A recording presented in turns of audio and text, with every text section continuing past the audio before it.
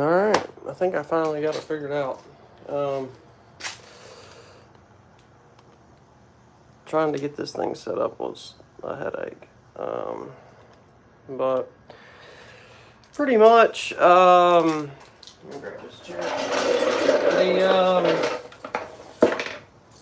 I got this Gen 3 manifold on here. Car's been running great. I got it on E85. And when I put this manifold on, I was kind of in a rush, and me and my tuner, we there's like some clearance issues with the front of the manifold where the water neck comes out of the block.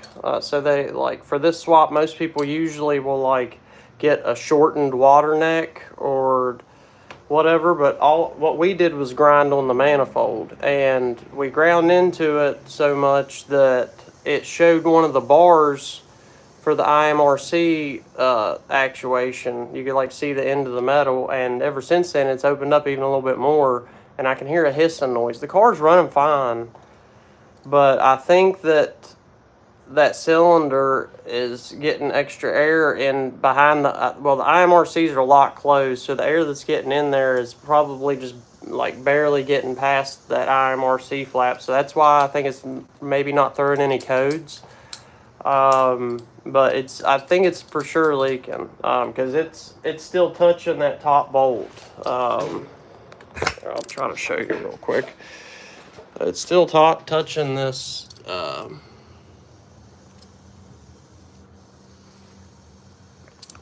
top bolt for the water neck.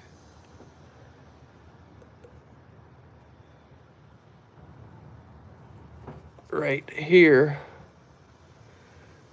It's still touching the manifold. So I'm going to pull the manifold off and see what I can do about patching up that little hole.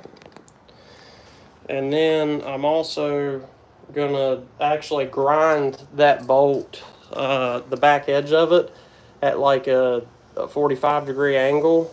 And I'm going to JB weld that spot that's opened up. So hopefully this works out. The engine's hot as hell though, so I'm burning my hands trying to get these fuel rail bolts out. But pretty much there's just 4 10-mil bolts that hold the fuel rail, and then 6 8-mil bolts that hold the manifold. I think there's 6, 1, 2, 3, 4, yeah. So 10 bolts total, and the manifold and fuel rail will all come off in one piece. This is actually, as high tech as these newer fuel injected engines are, this manifold and fuel rail comes off easier than even the older modular stuff. It's literally 10 bolts, and then you can lift this thing out of here.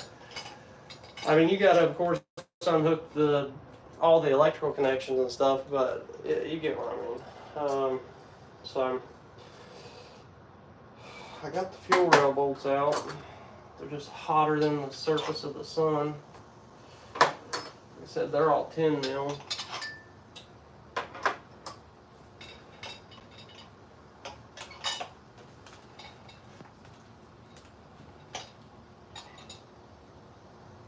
Matter of fact, I might just leave those in there since they're so fucking hot. And I don't want to take the fuel rail off separate, because I don't want to unseat the injectors and then seat them back down in there again. So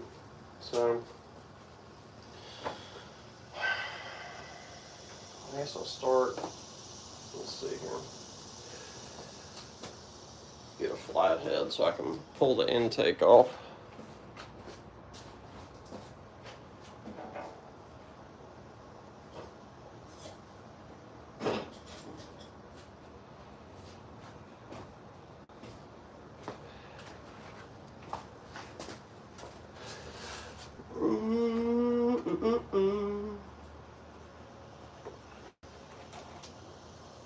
I don't don't know if I don't think I got it on video, but I actually, when I put this manifold on, I had to add a 45-degree elbow here because this Gen 3 manifold makes your throttle body like point up at the hood. It's sets it at a much different angle than what the stock Gen 1 manifold sets it at. So luckily I thought ahead and bought that 45-degree coupler before I went over there. So alright, we got the intake on. Man, I can smell that ethanol already. If you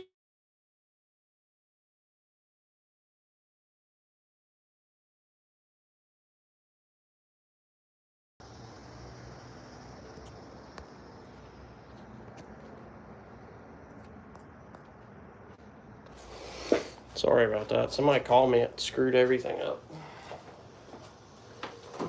Alright, so I got this intake off. The way I built this thing, it only sits one way, so I can't even really move it. I can just kind of unhook it and scoot it back.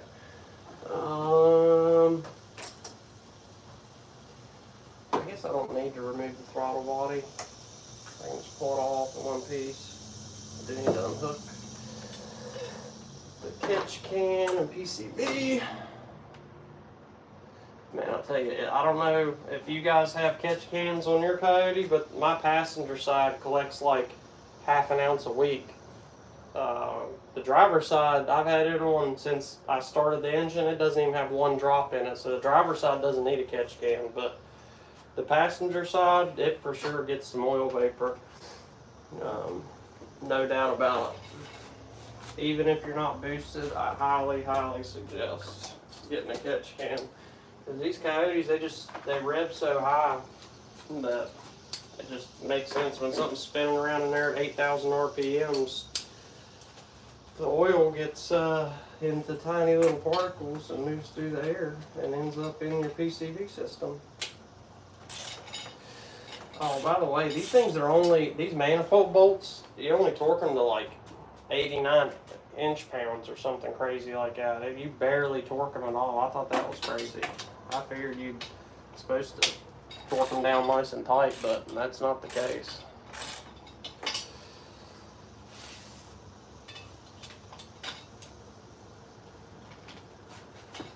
So now I'm breaking all these manifold bolts loose. Like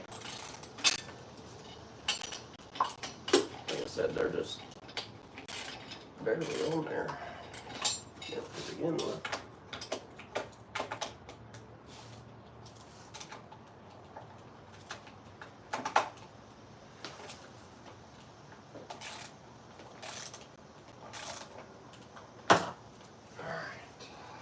This last manifold bolt.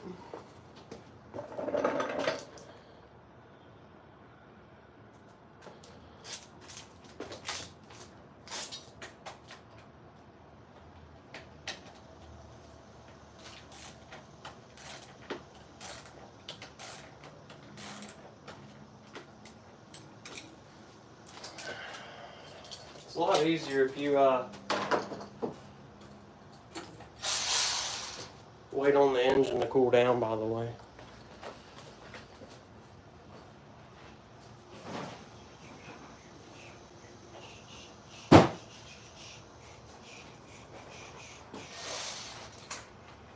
Sorry, I need to get this little adapter to turn 3/8 into a 1/4 inch.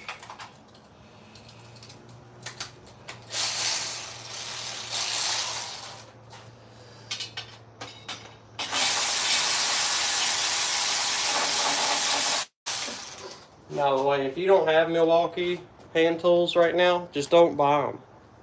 Because once you buy one, you're going to want all of them. And it's a freaking money pit.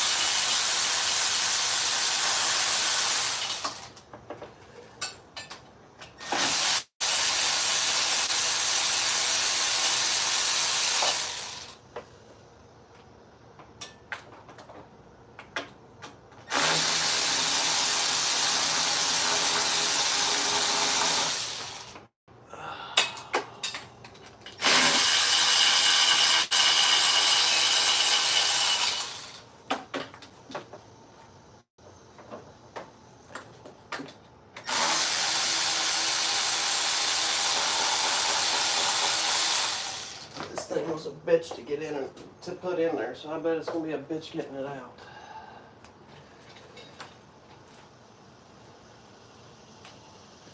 Especially since I'm not removing these heater hoses.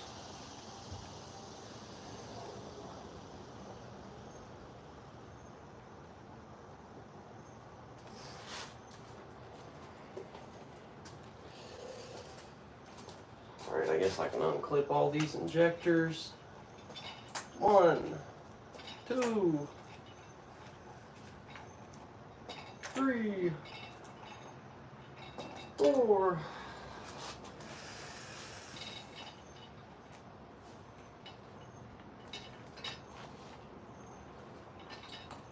5, 6,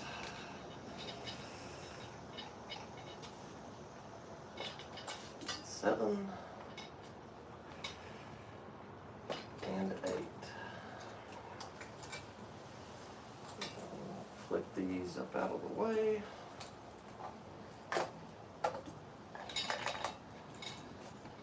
Oh man, this engine's hot and it's like 90 degrees outside. This sucks.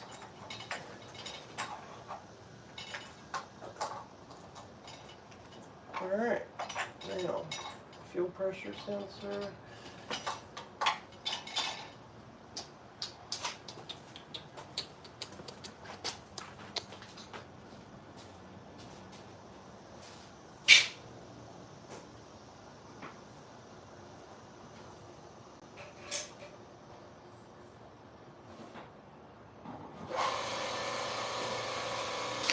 I'll turn my compressor on for a second so I can just blow all the dust out of there to make me feel a little bit better.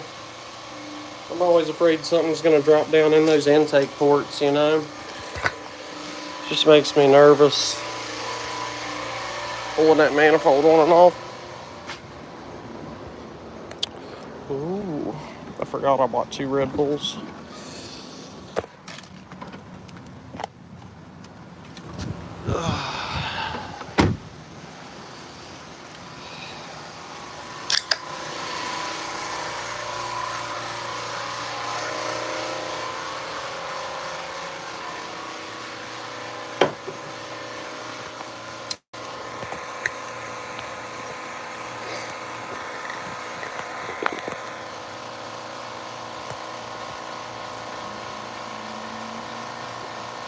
And I chewed snuff and smoked cigarettes for like 15 years.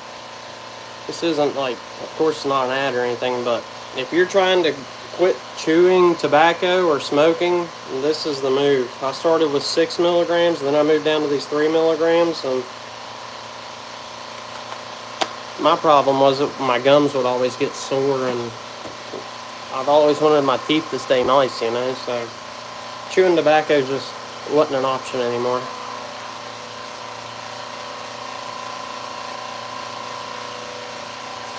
But like I said, I'm gonna just blow all the dust and dirt out of these crevices so that when I pull this manifold, hopefully nothing falls down in there. Yep, right there went.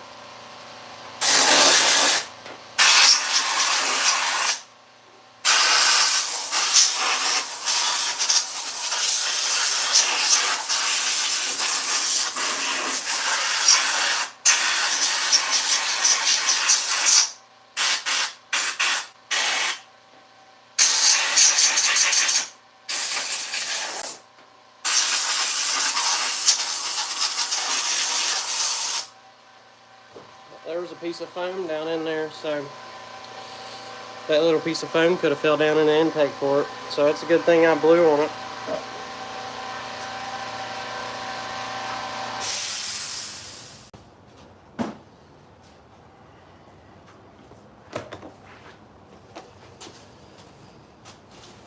Alright, oh,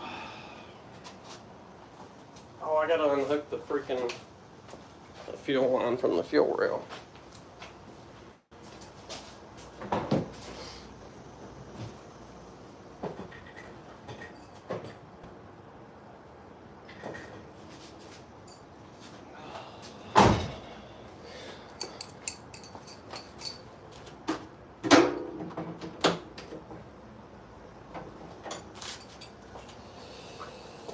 nice if at least one person would come in here, at least ask me what the hell I'm doing.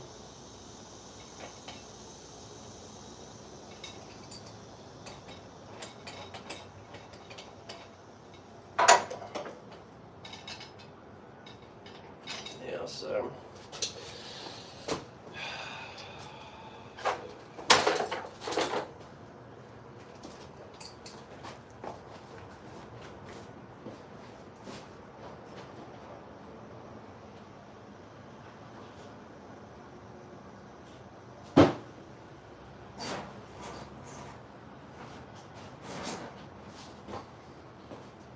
Unfortunately, I don't have AM wrenches, and I've only got one of these adjustable wrenches, so my AM fittings are going to get boogered up.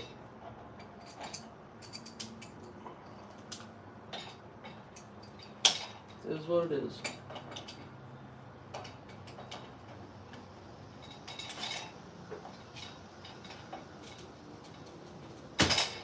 There we go. Should probably get a rag so ethanol doesn't flow all over this hot engine. It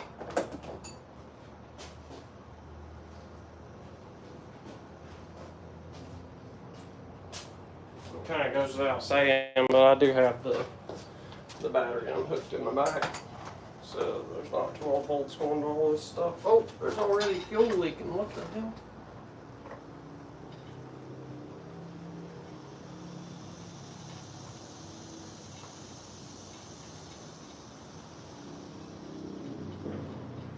Yeah, after I moved this fuel pressure regulator up to the front and up the gauge of the lines,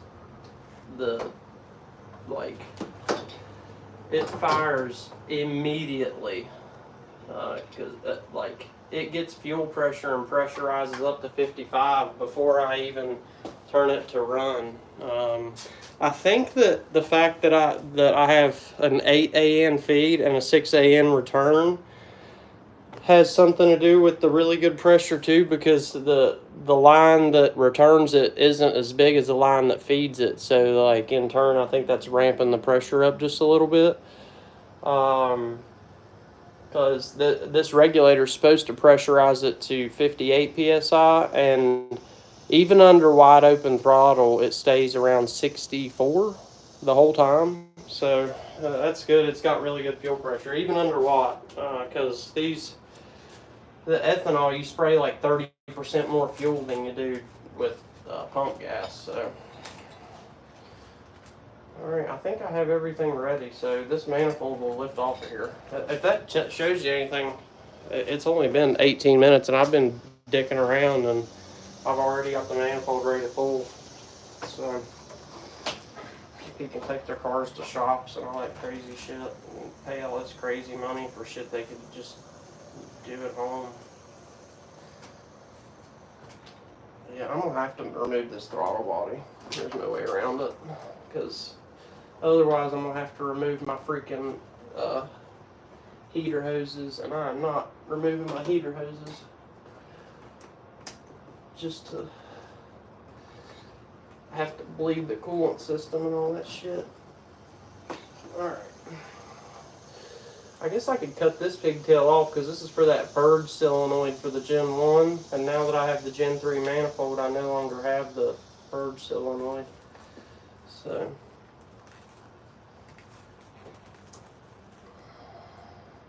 yeah, I guess I'm going to have to pull this throttle body.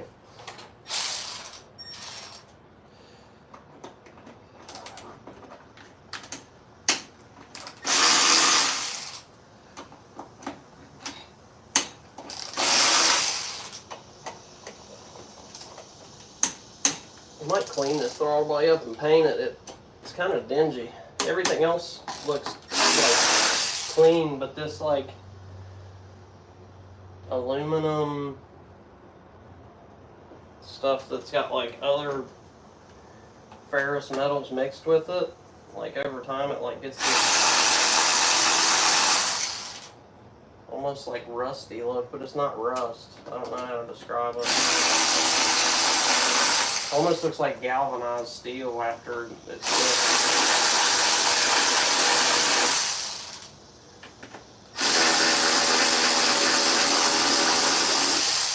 all right, there's the throttle body.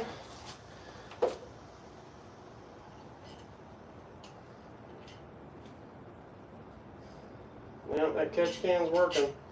This thing's clean as a whistle. Not even a little bit of oil residue on it. Clean as a whistle. And I put probably like 3,000 miles on it. That's catch can, I'm telling you guys. If you have a Coyote, put a catch can on the passenger side. Driver's side literally doesn't need one. It doesn't even have one drop of oil in it. Oh man. That ported manifold, now that it's heat cycled a few times, it looks so much better. Like, because when I ported it, you could still, it looks still like rough plastic. But now that it's heat cycled a few times, it's like the roughness has went away, so it looks like it's like made that way. Oh. Hopefully y'all can see how clean that looks. I might need to shine some light down in there, but that looks factory. Before it was like all like white and rough, but now that it's heat cycled, that's kind of glazed over a little bit. That's pretty neat, I think. But I'm about to yank this thing off so we can fix this clearance issue with this water neck. Alright, hopefully I can get this thing off by myself, because it's a bitch. When you leave the heater hoses on, it's a bitch. I should say that. If I could like zip tie these out of the way, it'd be way easier. I won't do that, matter of fact.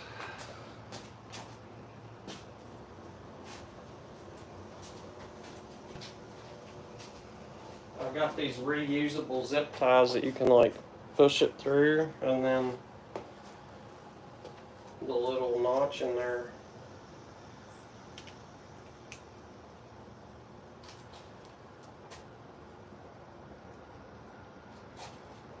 I hope that it's reusable.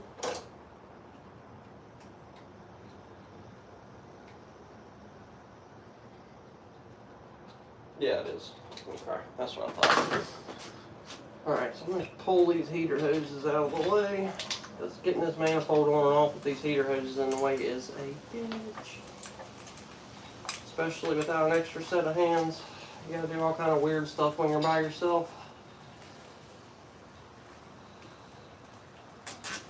I should have seen me trying to get my fucking H-pipe and my exhaust all on there by myself. That was a fucking rodeo, let me tell you.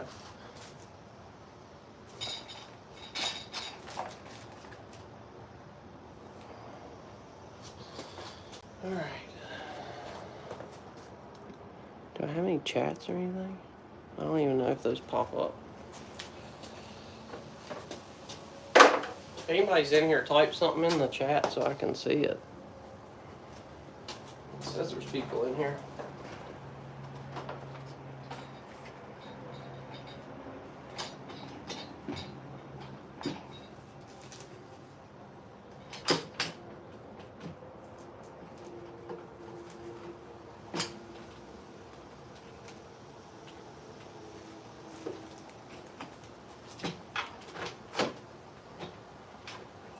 See what I mean? This thing's a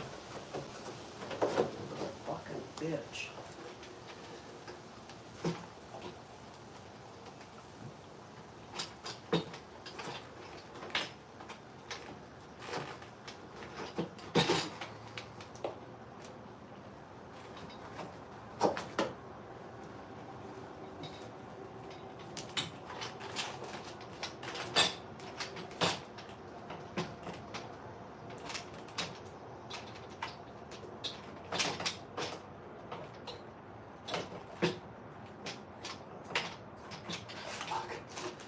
I don't know if I can even get this fucking thing out of here. Okay, yeah, if I do it like that, go up over this hose and then lift it from the back,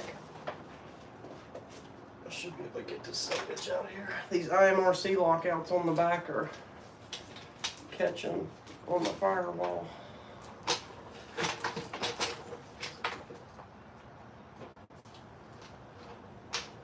There we go. Ugh. Woo! Alright. So now I can show you what I'm talking about. Hopefully. You see that? When I was clearancing this manifold at the dyno shop, we were in a hurry and that poked through, and since then the hole has actually opened up a little bit, so I have to seal that and then clearance it a little bit right here in this area because I think that it's leaking a little bit. But yeah, I'm gonna get something to cover up the ports so that I don't get bugs flying down in there. Ooh, this thing's hot.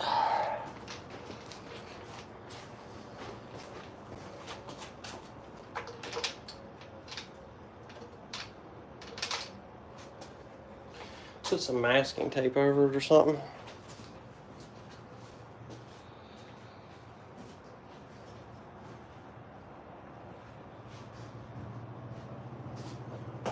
Because I think I'm going to actually grind that top bolt on the water neck.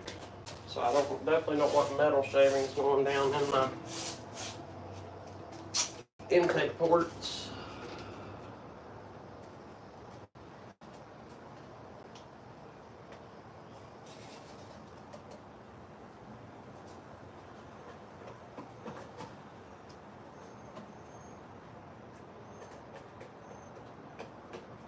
Hopefully that shit don't catch on fire. This engine's hot as fuck.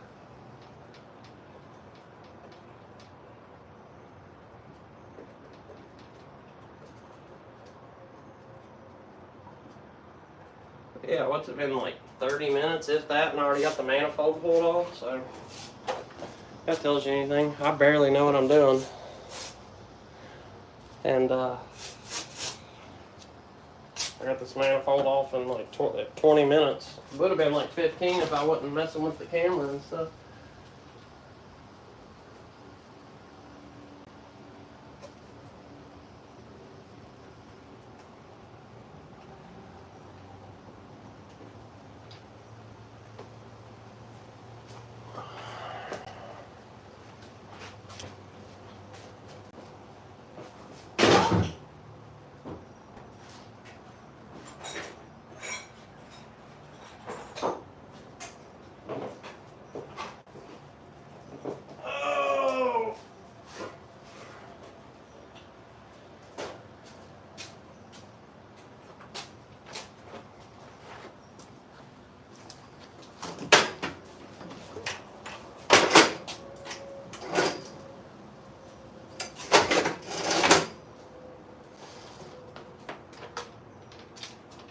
Something to set the manifold on. That way maybe I can show you what I need to clearance. So, like I was showing you before, this little spot that I clearanced on the manifold seems like it's leaking now. So I'm gonna get that patched up, and then I gotta clearance this head of the bolt right here. You can see the paint that it's fresh paint. It's worn off a little bit, so I just need to grind the back side of it off a little bit, and then it'll be good. I'm gonna break. Matter of fact, I'm gonna break it loose and make sure it's not torqued too tight, and then I'm gonna like torque it to like 15 foot-pounds, and then I'm gonna grind on it. That way I know that if I ever need to take it off of there, I can get it off, even if I booger up the head of it. But the first thing I need to do is seal this up somehow. I guess JB Weld will do. We'll mix up some high temp JB Weld.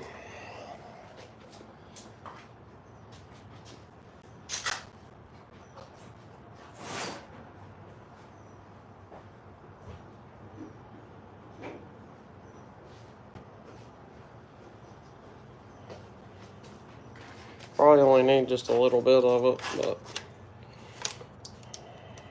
this stuff's great. I've used it for exhaust and all kinds of crazy stuff. Really only need a tiny bit. A little bit of white, a little bit of black.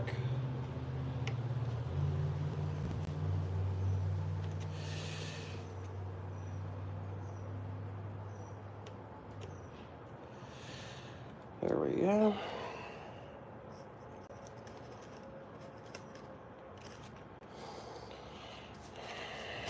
I've seen a couple people pop in and out of here, but I guess I'm not that interesting.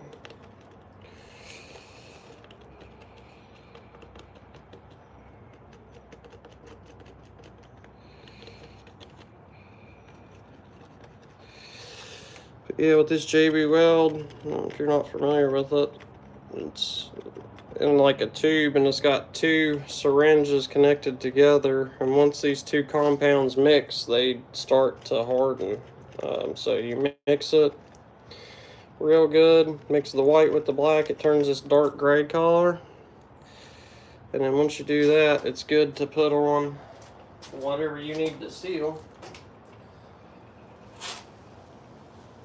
In my case, it's this manifold.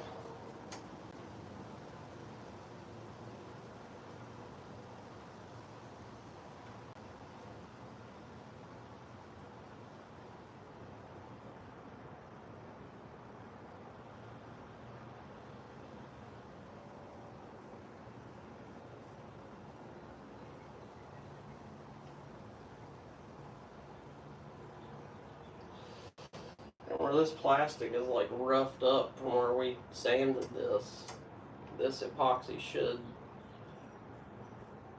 hold on there really good. I'm gonna go all the way around everywhere we sand it. Alright, it interrupted because my phone died, but it let me come right back in. This is my first time ever live streaming, so sorry to the like 2 or 3 people that have been popping in and out of here. So, as you can see, I got that, oh, there's ethanol leaking on me. I got that spot on the manifold covered with JB Weld. And you know, the funny thing is, I asked my tuner, I was like, you know, should I buy this shortened water neck and the stuff that says that it needs to clearance, and he said no, you're good. And then, you know, of course we had to grind on it. He said on some cars you didn't have to grind though, so you know, it is what it is. But now that I've got that spot sealed, I'm gonna take the rest out of that bolt. But like I said, I'm gonna back that bolt off a little bit and then torque it to something I know I can get that bolt out with a pair of pliers if I had to, and then I'm gonna grind on that bolt.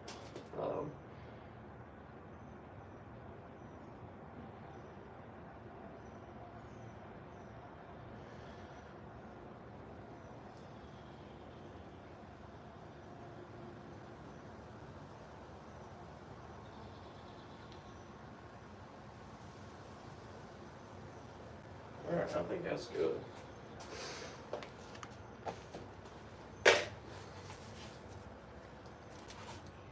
It's like 110 degrees outside today.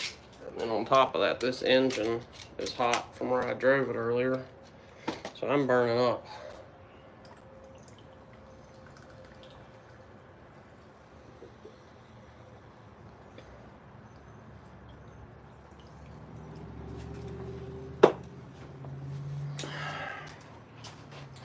Alright.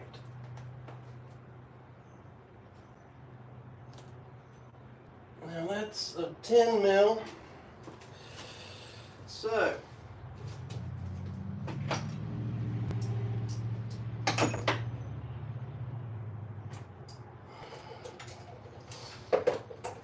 we'll take a 10 mil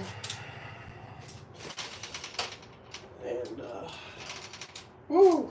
Hope I don't knock that over. Let me lay this down. I think that JB weld is going to stay there because this manifold is likely hot. Like I said, this water neck bolt that I got a clearance. Oh, okay. It wasn't even that tight to begin with. Most of, you'd think that most of these bolts on the engine are like torqued like to tight as hell, but it's really not. The exhaust manifold bolts on these Coyotes, the spec is 18 foot-pounds. Like, my daughter could torque it to that, and she's 4 years old. And like the manifold is 89 inch-pounds plus 60 degrees. The same thing for like the fuel rails. The 89 inch-pounds is like 6 or 7 foot-pounds. Like, it's not very much. So I've got these port seals, so I guess I'm gonna go ahead and clearance this thing, get it over with.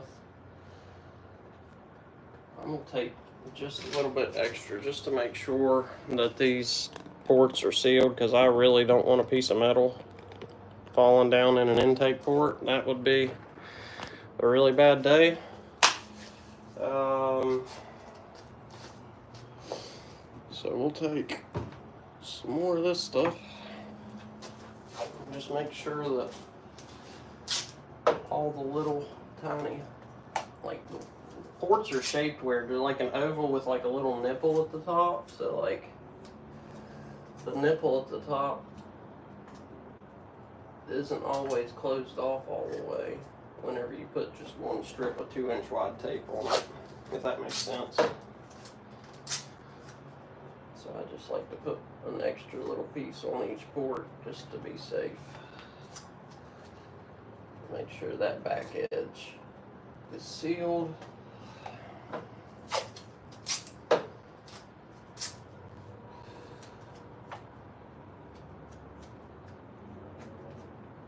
On this side, I'm going to do the back and the front,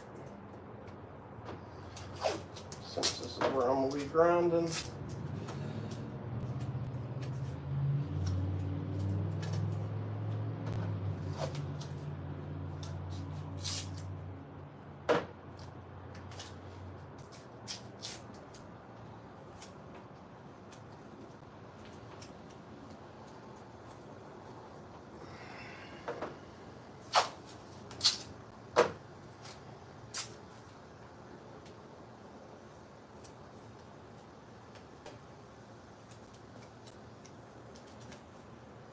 Alright, everything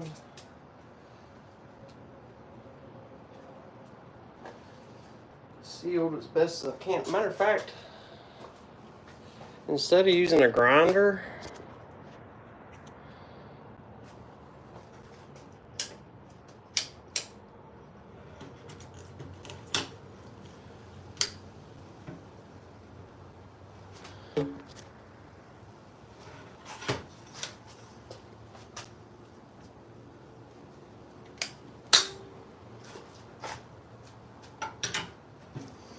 sorry, I wasn't sure if that thing was even charging my phone. I've had my phone charging for like 20 minutes. It says it's still on 1%. I don't want it to die again.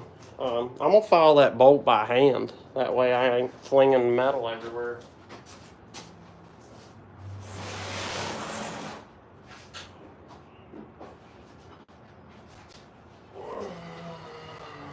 Just a little Harbor Freight file set.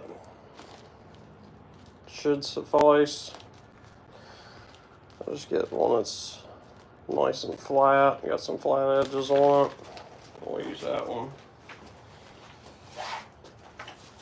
I was going to use a grinder, but I really don't, like I said, I don't want to fling metal shards everywhere. If I do this, I can kind of control where everything's going.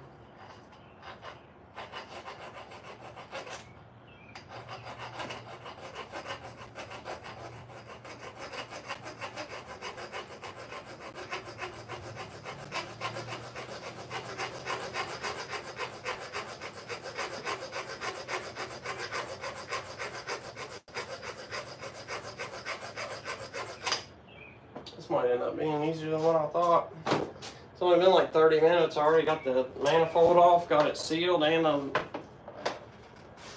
started on clearance in this bolt. And that's with everything burning hot. Like I said, I just drove the car like an hour and a half ago, so everything's still hot as hell.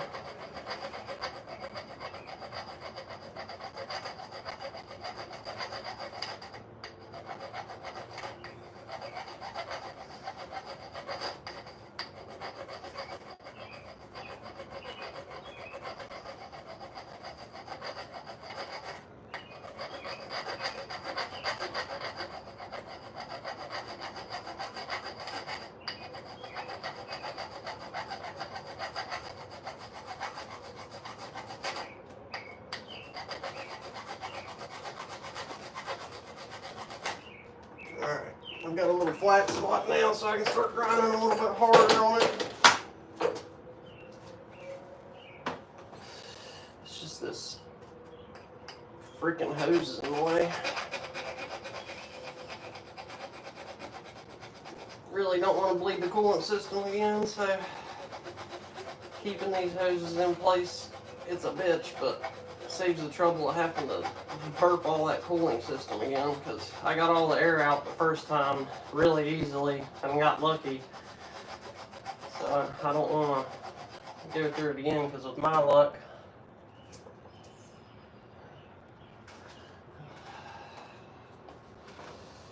he'll end up getting all kind of air trapped in the system that won't come out.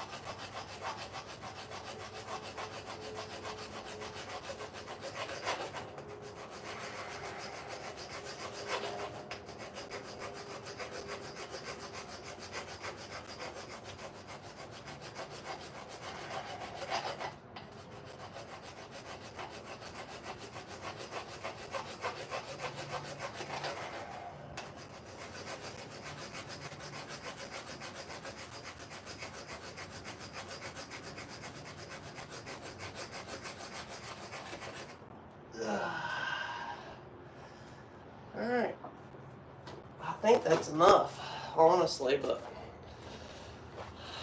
I won't know until tomorrow after that JV weld dries and I'm able to set the manifold down on there if it's enough. But just by the looks of it, it looks like I've taken enough out of it.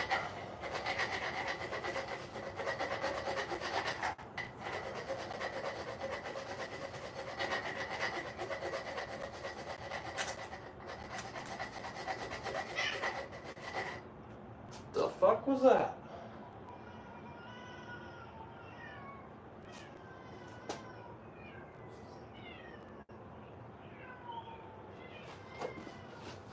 Do y'all hear that?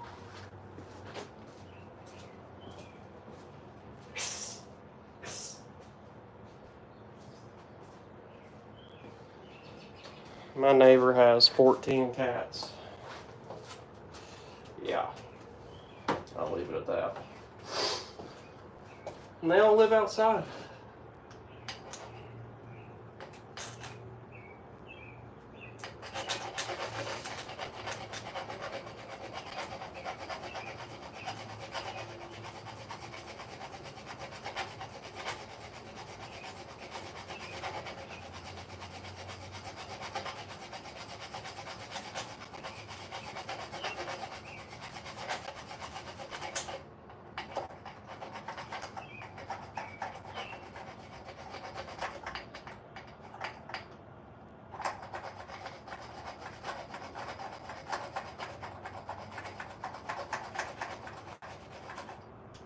Oh, fuck.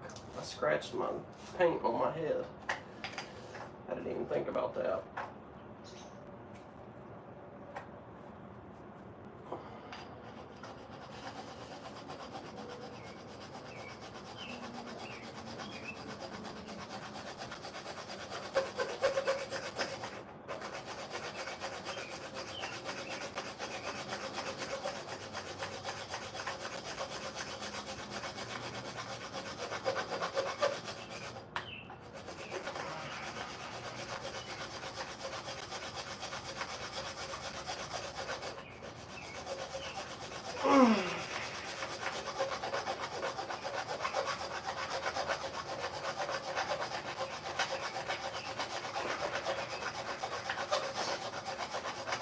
This would have been much easier with a grinder, but at least with this I can control where the metal shavings go.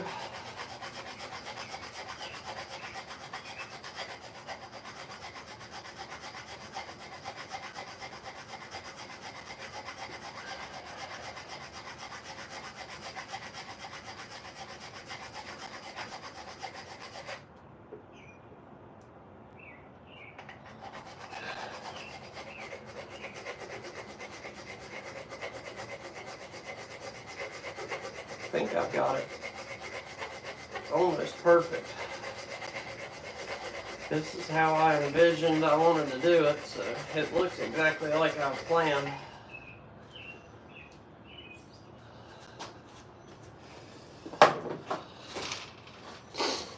Let me see if I can show y'all.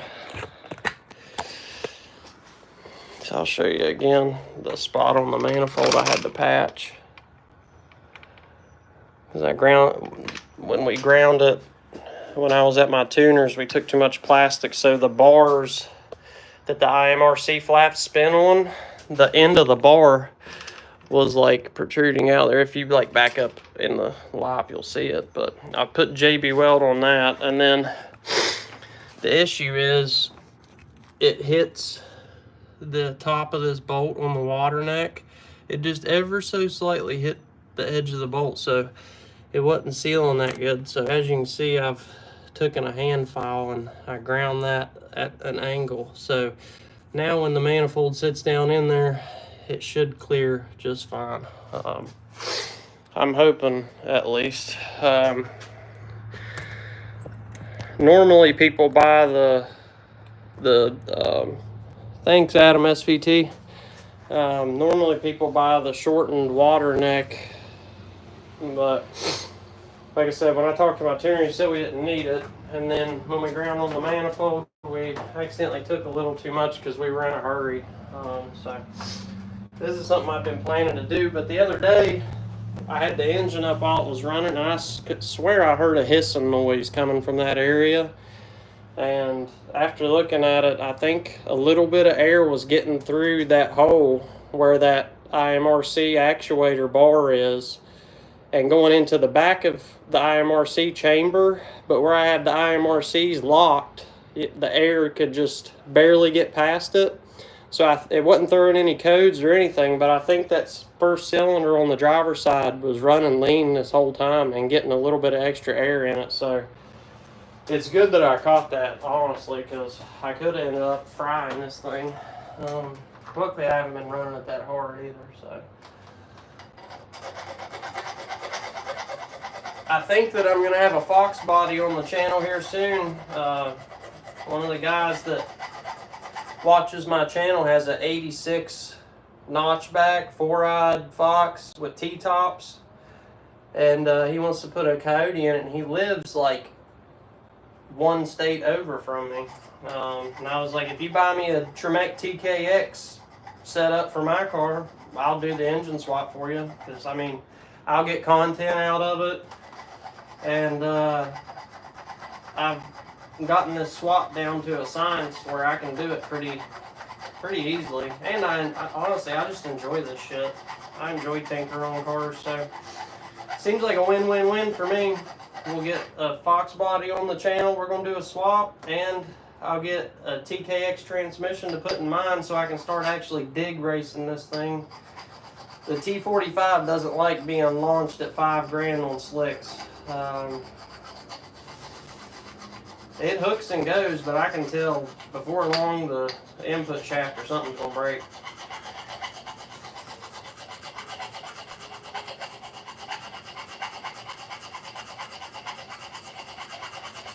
I think that's gonna be enough.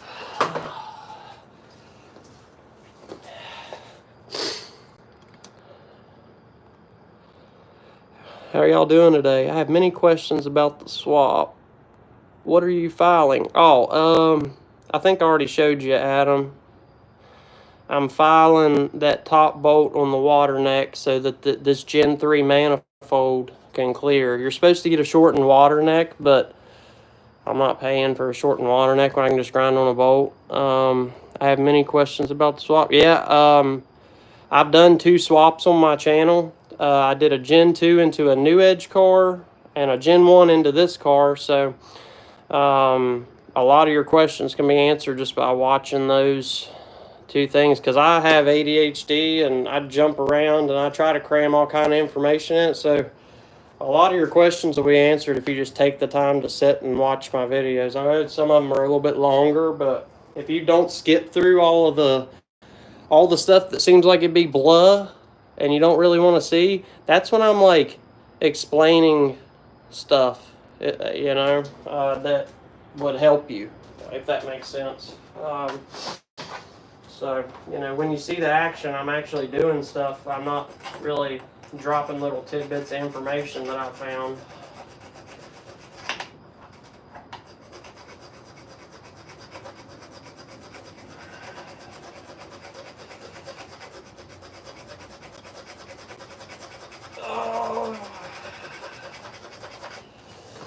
But if you have any questions about it while you're in here, I can show you the car and like how I have the car set up. And just ask and I'll show you. Gotcha. I'll take a look at your videos. Any plans? Oh yeah, it's getting a supercharger. I was going to put an ESS kit on it right off the bat, but after I switched it to E85 and put this Gen 3 manifold on it, it's not in a 3,000 pound car with like 460 horsepower, 470, especially with E85, and this thing sings out to like, I'm still pulling and in peak power at like 7,400 RPM, so I can sing it out to like 78. That way when I shift, I'm in the next set of RPM. So like, it's a fun car in A. Don't get and I outrun 10R80 cars. My buddy has a 2021 10R80 and he's got headers and E85, and I outran him in this. And this is just a Gen 1. But the plan is to do an ESS supercharger on it.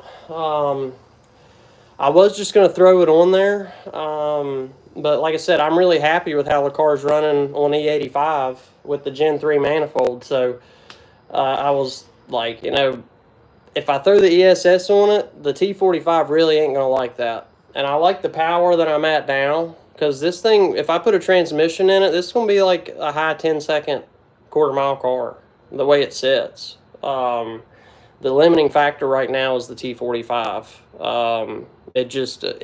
When I try to bang gears at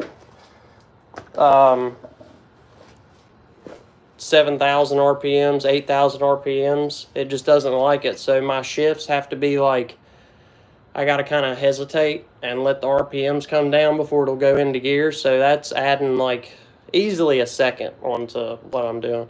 Swap, how did you do your vacuum lines? I'm planning on getting a VMP Gen 3R supercharger. I really don't have any vacuum lines, bro. Literally no vacuum lines. The only thing that's like vacuum on the entire car, God, I don't understand what's going on. My crotch is like burning up. It's like I sat on hot coals or something. But there's no vacuum lines at all. The only vacuum or like air lines I have on the entire thing is my catch cans. So it's the PCV system. So I cut the original lines and used the original Ford adapters, and then I added 8 or 10 AN braided fuel hose. So this is really the only vacuum stuff I have. It comes out to a catch can and then it goes back in. I have it unhooked, but it hooks to this port right here on the manifold.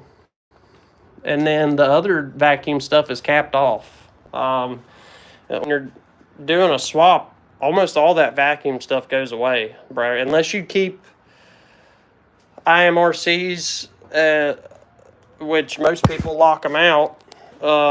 Like mine, I have the MMR lockouts. But if you keep IMRCs and you have these big vacuum things on the back, then you got to have vacuum lines for your actuator.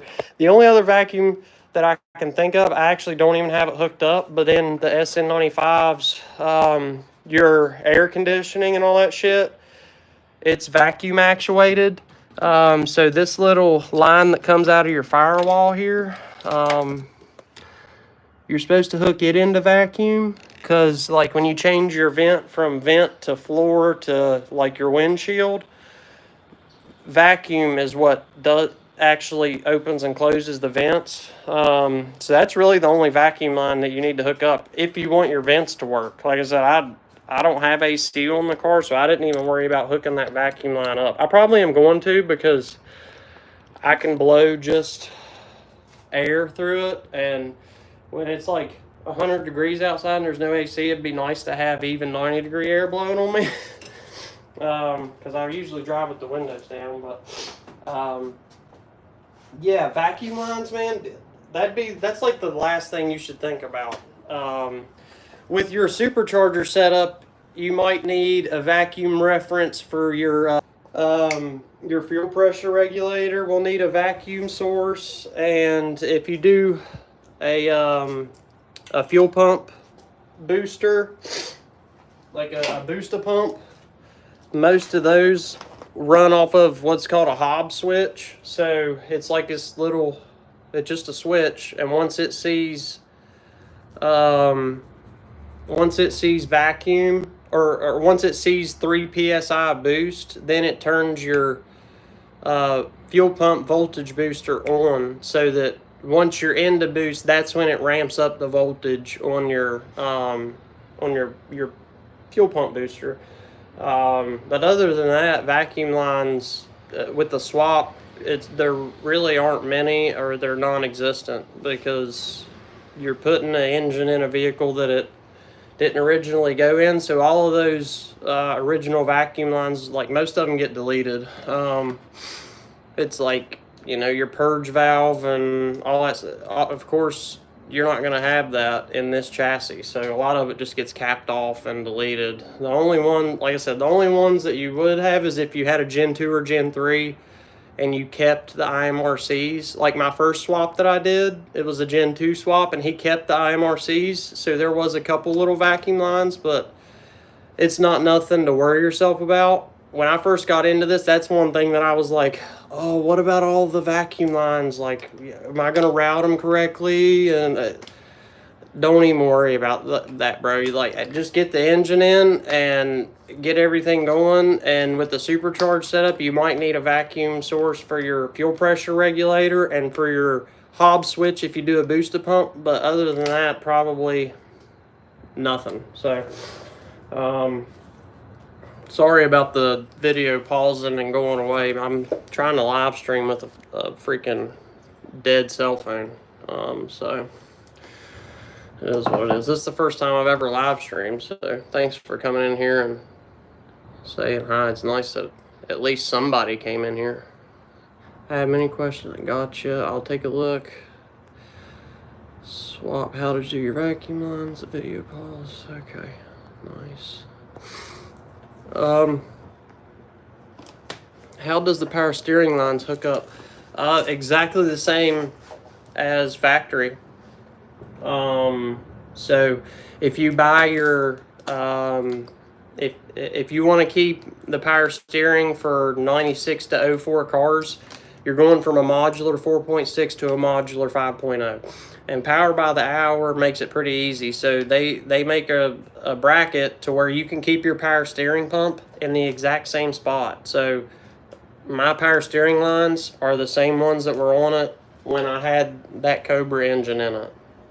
Literally nothing changed except for the brackets that mount. So like normally the alternator is in the location where your power steering pump is. So the Power by the Hour brackets move your alternator to right here, and then your power steering pump just bolts up just like it did to the 4.6. I literally, if you go back and watch my swap, I literally didn't even unhook the lines on my power steering pump. I just unbolted the pump from the engine and left it hanging there. And then I dropped the Coyote in and then bolted the pump up. Like,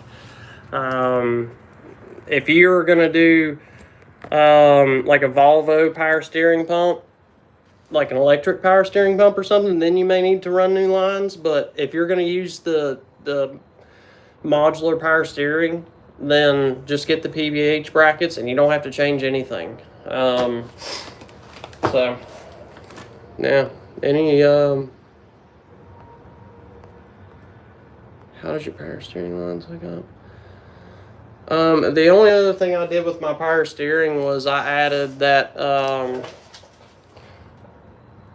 metal reservoir. I just like unhooked the lines from that ugly plastic reservoir and just hooked them in. I bought a 99 to 04 reservoir. It's literally the same fucking thing. It's just made out of metal, and the lines are reversed.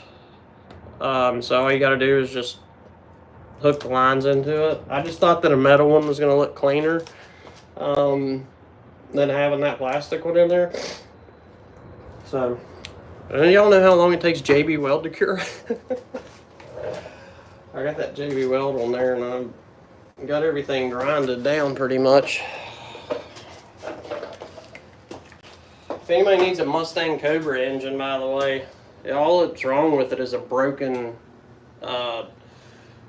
secondary chain on the driver's side. It was still running when I pulled it. It was poorly. It was running on like 4 cylinders, but that's what started all this. Was a broken timing chain. I had a Kenny Bell on there, and then the timing went, so I was like, screw it, I'm getting a Coyote. And I sold the Kenny Bell to fund it.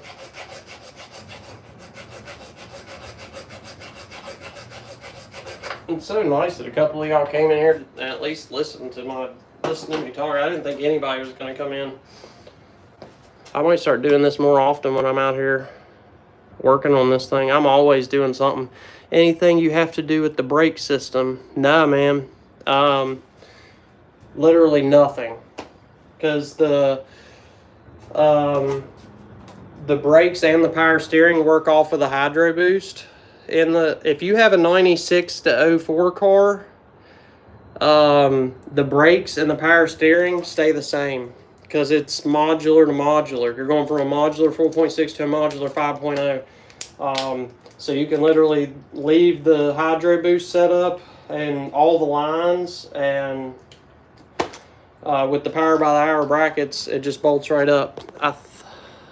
I've got a 97 GT. Yeah, if you got a 97 GT, then you'll have the hydro boost pump, so your brakes and your power steering are all going to stay the same, bro. It's literally just swapping the engine and putting a control pack to it. I heard it. Thank you. I believe I've seen you on Facebook in a Mustang group, and that's how. Yeah, I'm in like a lot of the SN95 groups and the Coyote swap groups. I've like tried to, drive some traffic from those groups to my channel, because I mean, how nice would it be if I could like work on cars, which I already do, and like film it and like somehow monetize it. Something I really want to do, and I'm thinking about doing it. I've talked to a few people that are big in the industry. Is I want to take 10 grand and buy a roller and build a car and do a whole series on it. And at the beginning, I'll tell y'all, we're gonna raffle this car off and let all of y'all give me input on what parts to buy. Like we'll do like a spreadsheet, and y'all can vote on what parts are on it, and then at the end I'll raffle the car off, and whoever wins it wins it. We'll do like a $10,000 or $12,000 budget and do like a 100 to 120 tickets at $100 a ticket, and then everybody that buys a ticket is able to vote on what parts we do buy, what parts we don't buy, and how we put the car together. And then at the end, I just give the car away. Break it. I just want to break even. I wouldn't want to make any money. I'd just like to break even because I think it'd be cool, and it'd probably grow the channel for sure. More than 500 subscribers for sure. I think somebody said something. Yeah, man, commented on my post on how to get the engine in my car. Videos are great. Thanks, Justin. And smooth relaxation music. Yeah, I try to be helpful, man, because at one point, everybody, at one point doesn't know anything about these cars. When I was 11, my dad bought me a 1964 and a half Mustang. For $500. It was a rust bucket, and we replaced everything except for the doors, the hood, and the roof. Everything else on the car we replaced. So that's like what really got me into cars. So I had the first Mustang ever, the 1964 and a half, and then when I turned 16, it wasn't done yet, and my dad took me to a car lot and showed me this 97 Mustang and was like, hey, I'll buy you this if you let me have the 64. And I was 16, so I was like, yeah, I didn't know any better. So he ended up with the 64, and then I had a 97, and that's why I always loved the 94 to 98 body style. So when I decided I wanted to get back into the Mustang game, I was like, I want a 97 model, but I want the top dog. So I found this 97 Cobra, and it was abused and had a hard life, so I saved it essentially. This is kind of cool. I've never live streamed before, so it's nice to actually sit here and chat with people. Hey, Manny, I just sent my harness NT 600. Yeah, Nathan's a good dude, man. He'll take care of you. And he'll even help you after the fact. After you get your shit back, if you message him and, like, have questions installing it and shit, he'll help you. He's a good dude. He found a niche in this market, and he's capitalizing on it big time. There'd be a lot of SN95s and new edges driving around without factory gauges if he wasn't in the industry. He makes standalones now too. So if you buy a full Coyote pullout that comes with the engine, the transmission, the body harness, and the PCM, you can send the body harness and PCM to him, and he'll take that, delete the pats, and diet the harness to where you essentially have a Ford Racing control pack that he sends back to you, and you just plug everything up and the engine fires right up, and it's like literally half the price of what you pay for a Ford control pack. Now, you do have to source your own gas pedal and intake, like a cold air intake with a mass airflow sensor and stuff like that, but he's started making standalones for these things, so the cost of a swap is going to start getting really cheap. I went with the Roush Supercharger. Yeah, man. I'm thinking about doing that too, because a lot of people really praise that 2.3 liter blower as far as efficiency and reliability. From all the research I've done, the 2.3 TVS blower is like the best bang for your buck if you're going to stay like in the 600 to 800, 850 horsepower range. And especially if you want like a really torquey car, like torquey street car, then a TVS blower is the way to go. I still might do a 2.3 liter top mount blower, but the ESS kits, man, they're cheap and they're making crazy power. And I like the whooshy noises. And a few of my buddies already have the ESS, so I think I'm going to try it, see how I like it. And get the G3X with like a 120 millimeter pulley, around 10 PSI. And that should run this thing. Where I'm running E85, I should be able to get a good 700 wheel out of that. Why don't you come see Mickey Mouse and wire the thing for me? Hey, man, the funny thing, you're saying Mickey Mouse, so I'm assuming that's Florida. Me and my wife have been talking about moving to Florida, because this house we're in now, we got a shit ton of equity in it, because I bought it when rates were still 2%. So I bought my house, and 6 months after buying it, I had $100,000 in equity, and I bought it at 2%. I bought it right before everything went crazy, so I could rent this place out and pretty much live anywhere I want in the country for free, because it's literally a fucking 5-bedroom house with a guest suite, and I'm on almost an acre of land. I got the garage, and I'm building a shop out here too. So I could rent this place out to like, and I'm on a college campus too, so I could rent it out to like, you know, a bunch of college kids, or yeah, nurses are killing it. Yeah, my wife's a scientist, like scientist. She works for Merck Pharmaceuticals and like makes vaccines for like pneumonia and MMR and shit like that. Way over my head. I take her on course, but she's super smart, so she'd get a job anywhere in the country. But we've been seriously considering Florida, man. And honestly, wiring up, watch my video. It's called Wiring the Coyote Swap Made Easy. I mean, I literally went through every single wire and every single pigtail you have to connect. And I literally repeat myself 3 times on each one just so that it cements it in your brain. Because that's how I learn, is like by seeing it and hearing it at the same time. So like I literally say, this is where it goes, this is where it goes, and just to retrace, this is where it goes. So if you go watch that how to wire the Coyote Swap Made Easy, that should take most of your wiring worries away, I think. Because I've gotten a lot of compliments that people said it's the best wiring video on YouTube. Which control pack would you suggest? It depends on what engine. Depends on what engine you have. And what your electricity. It depends on what engine and what transmission. So if you get a gen1 with the if you're wanting to run a manual transmission, then you get a gen1 manual, a gen2 manual, or a gen3 manual. And then if you're doing an automatic transmission, then you'll need like specific gen3 10R80 control pack or gen2 6R80 control pack. But automatics are gay. There's no better experience in the world than driving a high horsepower stick shift car on the street. If you're drag racing and wanting to be competitive, I understand. Do the auto thing. But this is my have fun car, so it's staying stick shift. And on the manual control packs are usually easier. And yeah, manual.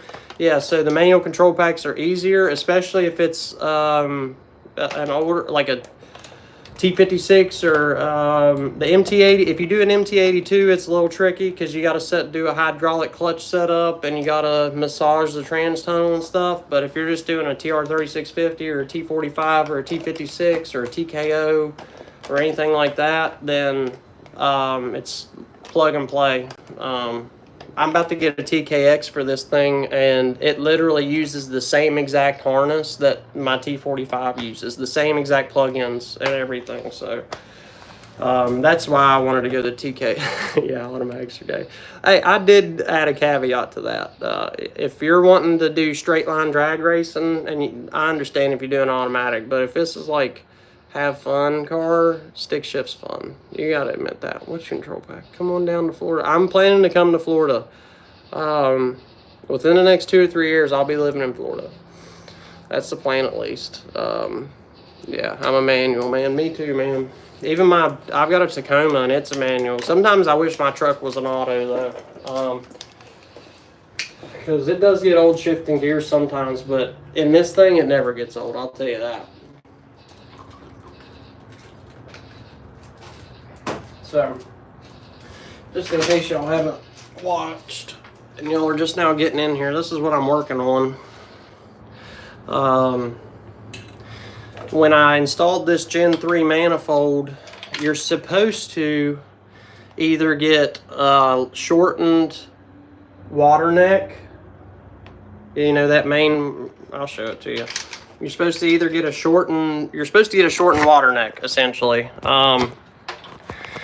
So this water neck right here, you're supposed to get one that's like lower profile because the Gen 3 manifold hits it. And I didn't get one because my tuner said, you know, you don't need one, we can clearance it. So when we clearanced it, if you rewind the video, you'll see, we clearanced it, and after we clearanced it, the little bar that the IMRCs rotate on, Like there's the IMRC flaps are inside of here, and the bar that rotates them got exposed whenever we were grinding here. And it wasn't leaking at first, but the other day when I had my hood popped, I could hear a hissing noise, and I was like, that's not good. And after I got it off of here, I can see it had actually opened up a little bit. So I JB welded that spot that we grinded on. JB welded it real good. And then I took a hand file.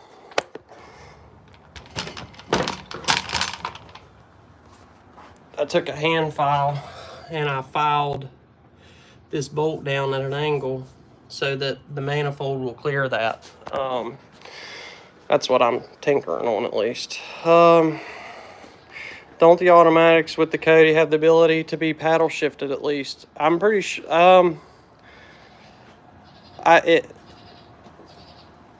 In the S550 platform, I know they're paddle shifted. I've never seen somebody do it in a SN95 or Fox body, but I'm sure it could probably be done. If you got the steering wheel out of a S550 and you had somebody like Nathan Hensley walk you through what it would take, because you'd have to get into the trans harness wiring to be able to, you know, hook the paddles into the upshift and downshift logic in the transmission. It's probably possible. I mean, anything's possible, man.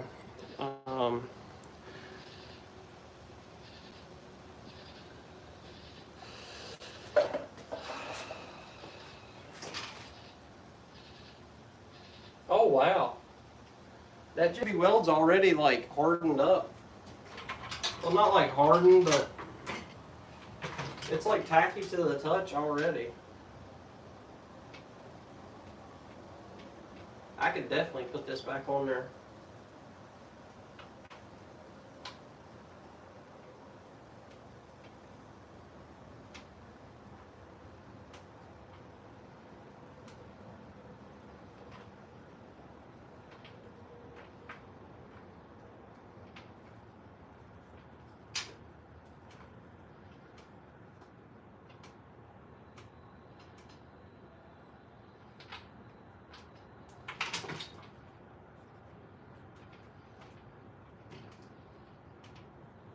Yeah, here in like 20 minutes, I might be able to test fit that thing.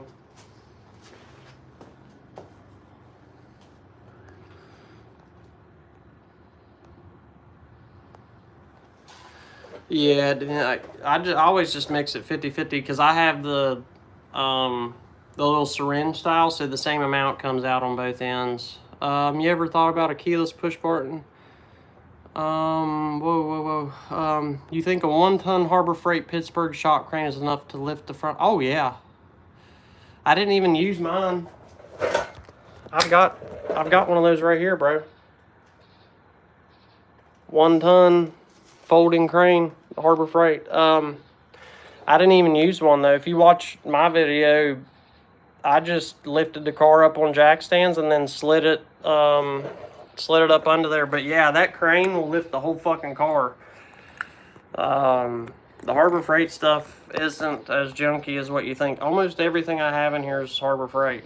So, and I'm getting by with it. It's definitely enough to lift the front of the car up, especially if the engine's not in it. You ever thought about a keyless or push button start setup? Yeah, I've thought about it. It would be very easy because with the control pack, you know, your ignition and your starter wires right there. So it'd be very easy to just put it on a button. It's like way easier than any other vehicle would be. I could do it in literally 5 minutes if I just had a button. Depends on how you mix the JB. Yeah, that's right. I'm an electrical dunce. I'm running a trunk-mounted ice tank, and with that pump and the heat exchanger pump and all the other gizmos, can I run 2 batteries in the trunk? You should be able to. Yeah, and you know something that might be, instead of running 2 batteries, something I used to do back in the day, I was really big into car audio, like subwoofers and all that stuff. I used to put like sound systems in all of my buddies' cars. I was like that guy in high school. And in the audio world, they make these, I don't know if they call them capacitors or what, but it's like a secondary battery that would like hold extra voltage for you if you have a high electrical load in the car. So like when your alternator's on, it would charge that thing up too, and it ran in conjunction with your battery to, you know, to handle the higher voltage load. So it was like having two batteries, but it wasn't an actual second battery. But my wife got me a Duct Tape Pro hat. I'm waiting for a JB1 expert hat capacitor. Yeah, it's a capacitor. I thought that's what it was called. Yeah.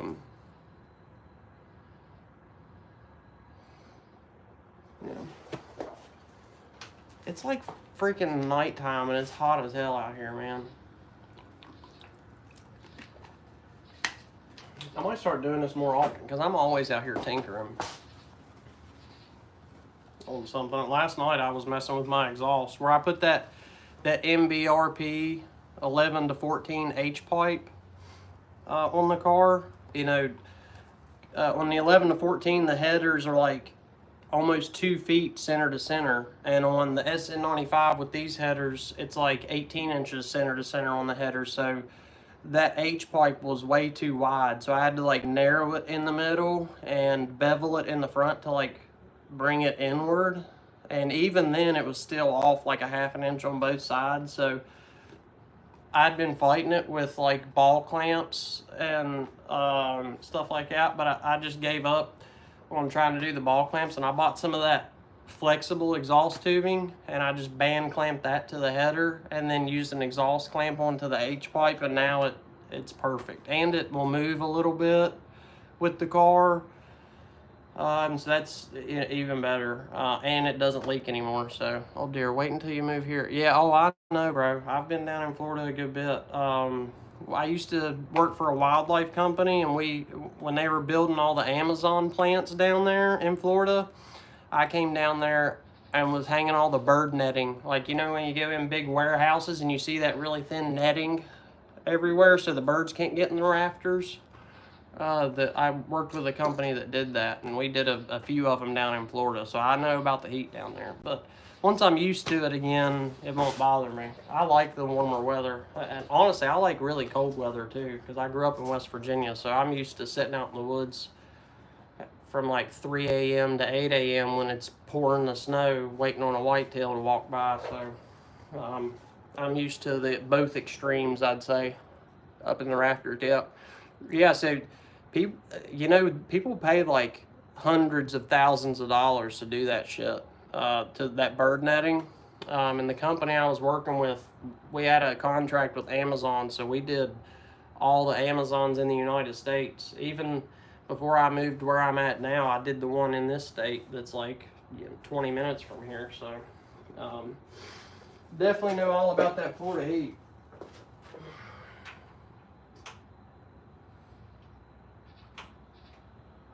It's crazy that JB Weld like pretty much cured that quick. It's not like rock hard, but it's tacky enough to where it ain't going nowhere. I'm gonna grind a little bit more of this off just to be safe, because I really don't want to set this manifold down on here more than once. Hopefully I can set it down on there and it's not touching and I can be done with it. It was really just the head of this bolt that was the problem.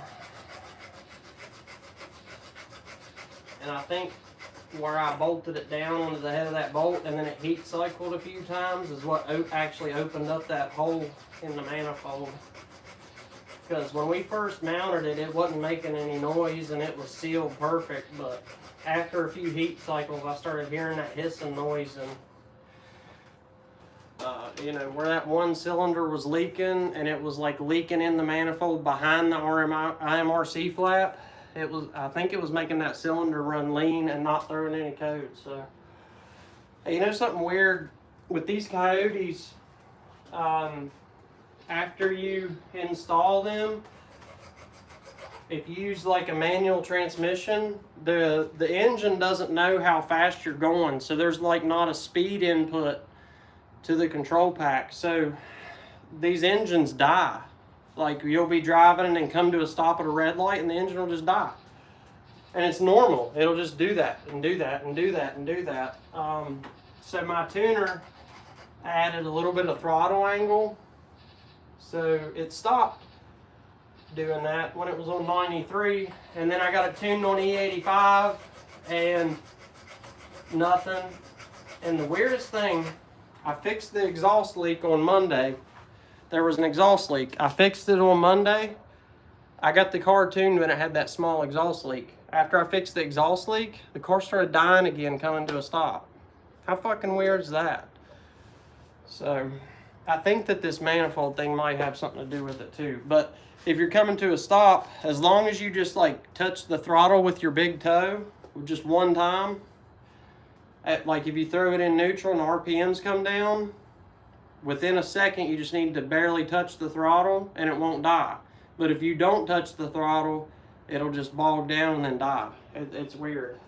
But like I said, it's because you don't have a speed input from the transmission going to the control pack. So the engine's revving, but it doesn't know how fast the car is going. So, you know, it gets real high up there and it's sucking all that air, and then you just slow down and the RPMs come down, and I guess maybe it starves itself of air for a second and it just shuts off. But he fixed it with that little bit of throttle angle, and then after I fixed the exhaust leak, it started doing it again. So hopefully my tuner can fix that.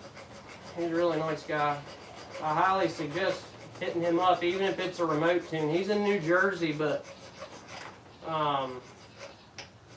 his remote tuning rates are very competitive. I think you buy an SCT device for like $400, and his remote tune for a coyote swap is only like $250. And you can data log and send him the data logs and have him dial it in and everything.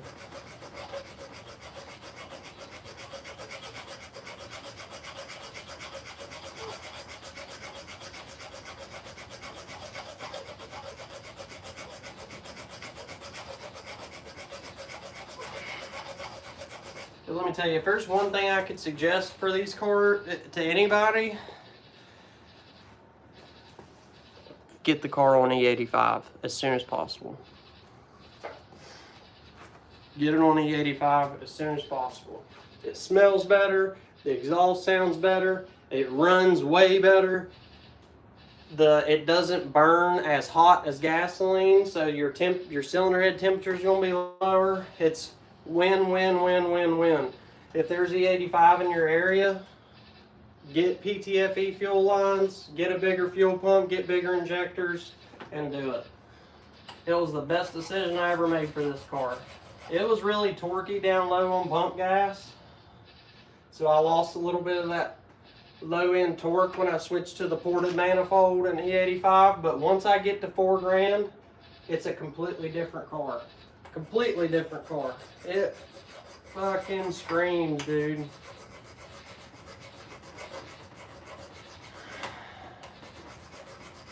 I'd like to put this manifold back on and like go for a drive with y'all in the live stream and rip on this thing while I'm talking to y'all. That'd be funny.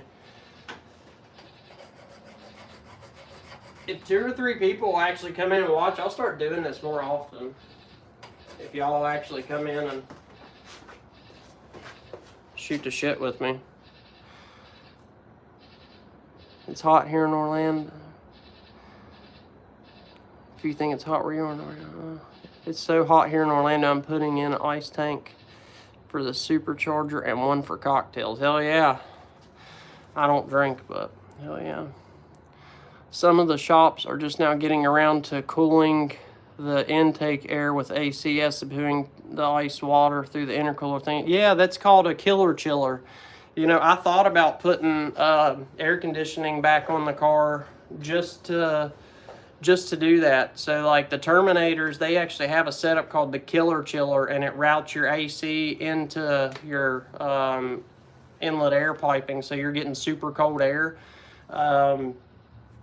I'm sure y'all have seen, if y'all watch my channel, my intake, my filter is completely outside the engine bay, so my IATs never spike. If I'm sitting at a red light, it'll get up to like 95, 100 degrees, but Other than that, whatever the temperature is outside, that's what my IETs are.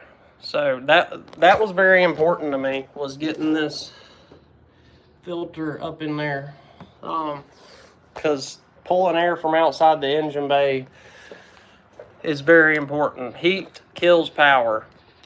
And just, I mean, go do a pull in the middle of winter, and then go do a pull on a hot summer day and look at your draggy. It's going to be a second difference in the quarter mile, just based off temperature. I'm afraid to compromise my AC. It's like 200 degrees here. Yeah, it sucks sometimes not having AC, but, you know, it does free up like 15, 20 wheel horsepower, because your crank doesn't have to spin that compressor. And that compressor, when the clutch locks, it does take some force to turn it. So ditching it frees up horsepower. Won't running E85 negate the need for air cooling?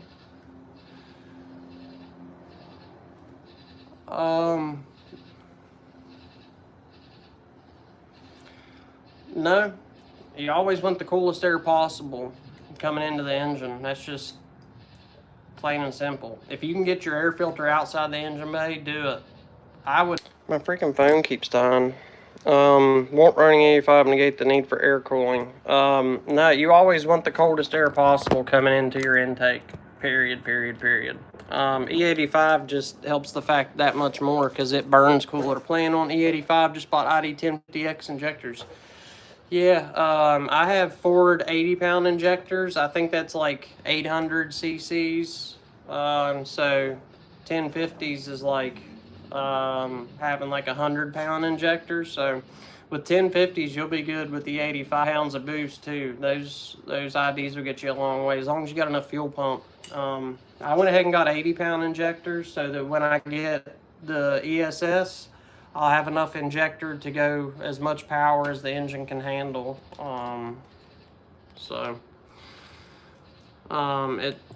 Something my tuner told me, it's always better to go overboard with fuel. So I even went thicker, half-inch thick feed lines for my fuel, and 3/8 return.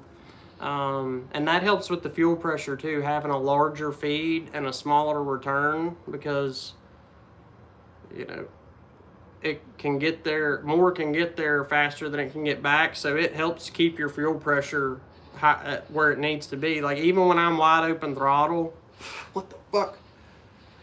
Yeah, it's smart to overbill fuel, yes. Bigger gauge feed, smaller gauge return, and more pump than what you need.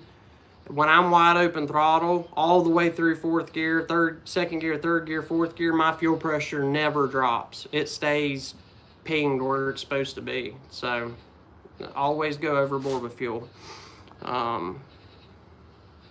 We have a yeah, my phone keeps fucking dying, man. Every time I unplug it to show y'all something,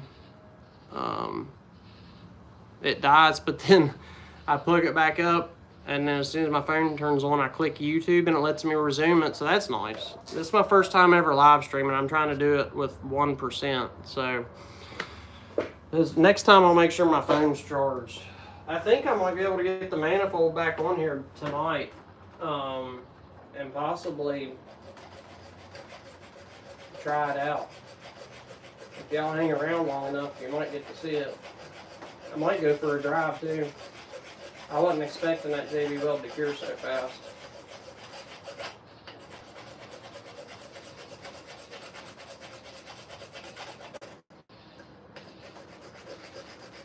I think I'm going overboard with how much I'm grinding, but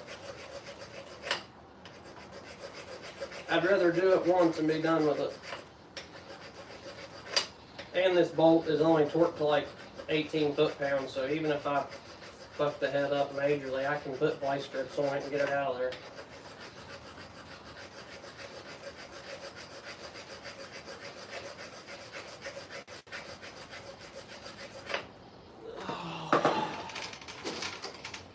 Is there anything else y'all want to see on the car? Or questions y'all have about how these fucking things go together?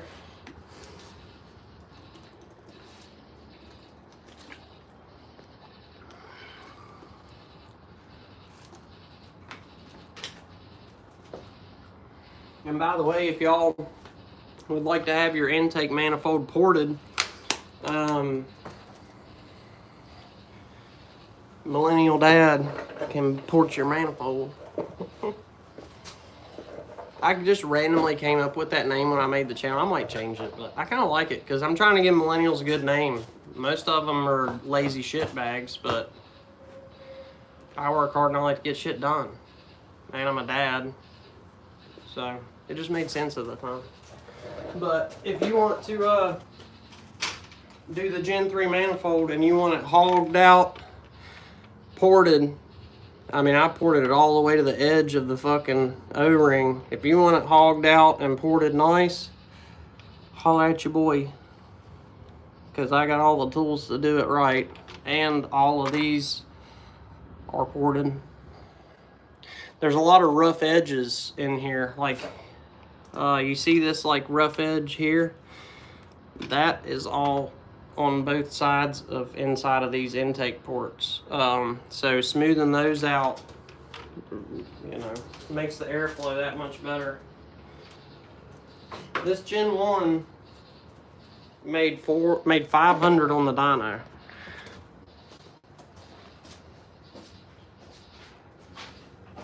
Everybody laughed at me and said that I was full of shit. I have video footage of it on the dyno with the Gen 3 manifold, the free flow exhaust, no AC, lighter flywheel, lighter drive shaft. Everything in here is max effort.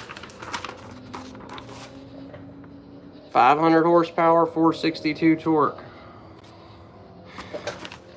But I tuned it with not pumpy 85. I tuned it with this shit. It's called C85. So it's 85% ethanol. But guess what the other 15% is? Nitromethane. Yeah, fucking nitrometh. Like in Fast and Furious when Dominic tells that guy, only pussies run nitrometh. Yeah, it's got 15% nitrometh in it, dude. So it made like 30 more horsepower and 50 more torque than what it should have on the dyno. It definitely felt a lot more spicy when I had that shit in the tank than it does with pump E85.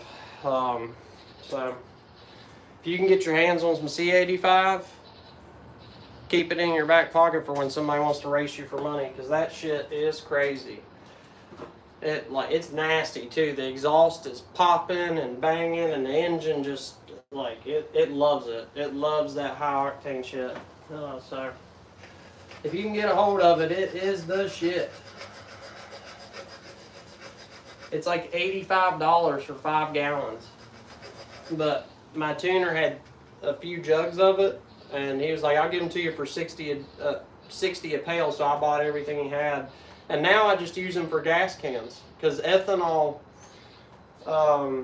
when it's not sealed, it sucks in moisture like crazy. So if I had it in like these plastic gas cans, it would turn to gel in like 2 or 3 months. But these metal cans that are sealed real tight, they're perfect for storing this E85. Because like I said, ethanol, it sucks water out of the air. So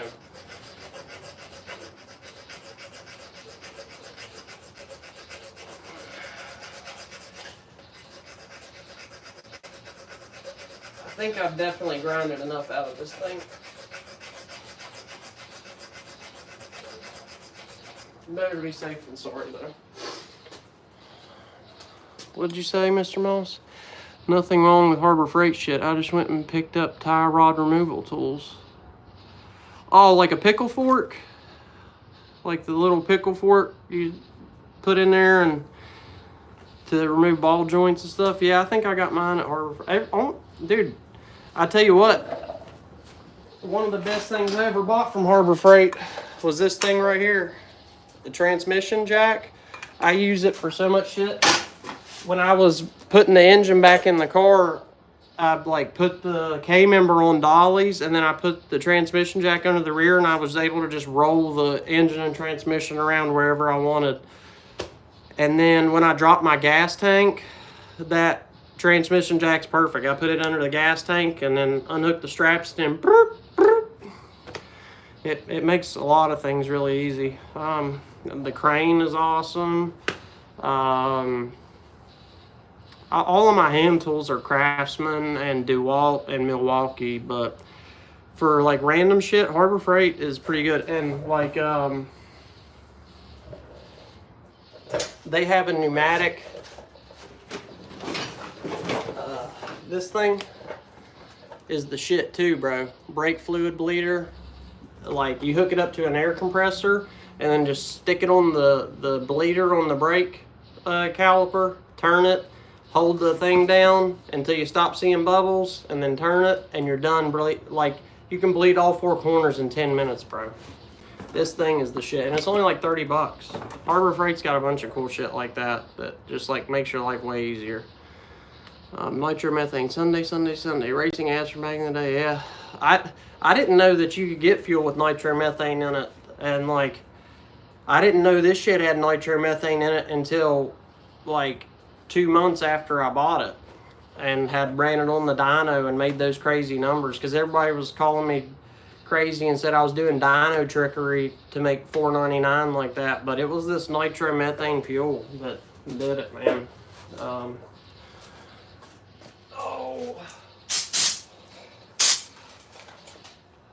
I should probably vacuum that shit, actually.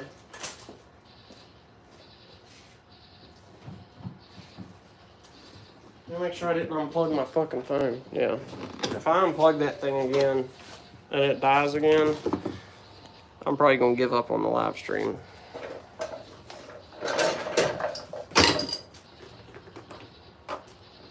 I might start doing this more often though, man. Good to know about the brake bleeder. Yeah, dude, get one. For real. Get one. It's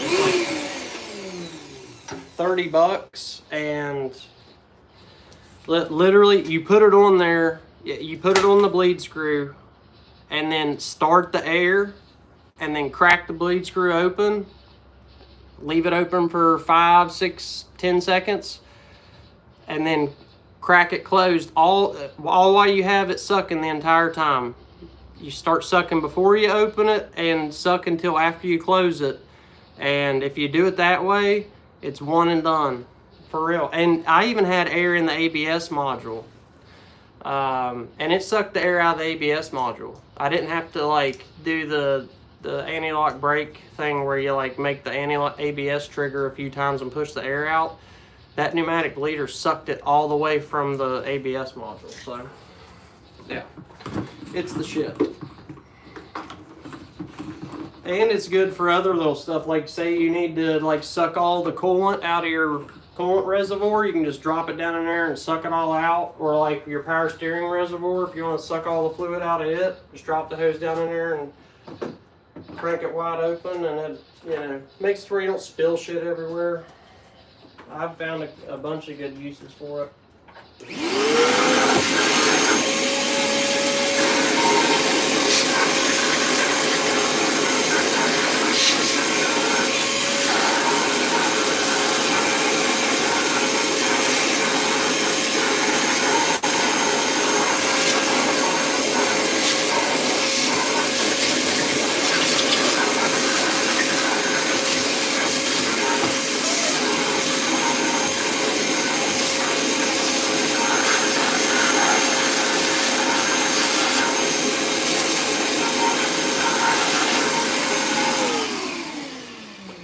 Hopefully that was enough grinding. I really don't want to grind on it anymore. I've got it at like a 45-degree angle, so I think it's going to fit down in there nicely.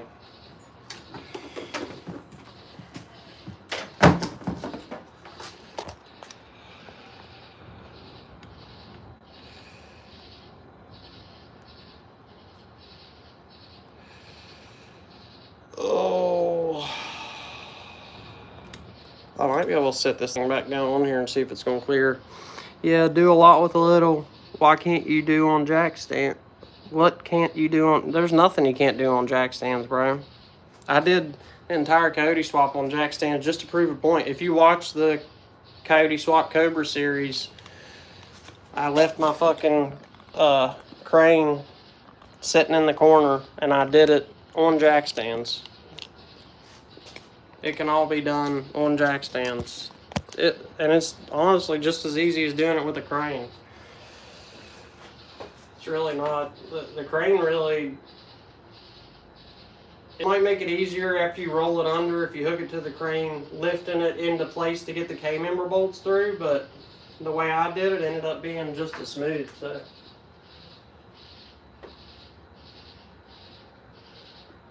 everything looks good. Let's set this manifold down here. Oh shit, there's a bunch more metal shavings sitting on my water pump. I know it's not in the way, but might as well suck it up. Don't want metal shavings getting on my drive belt or anything.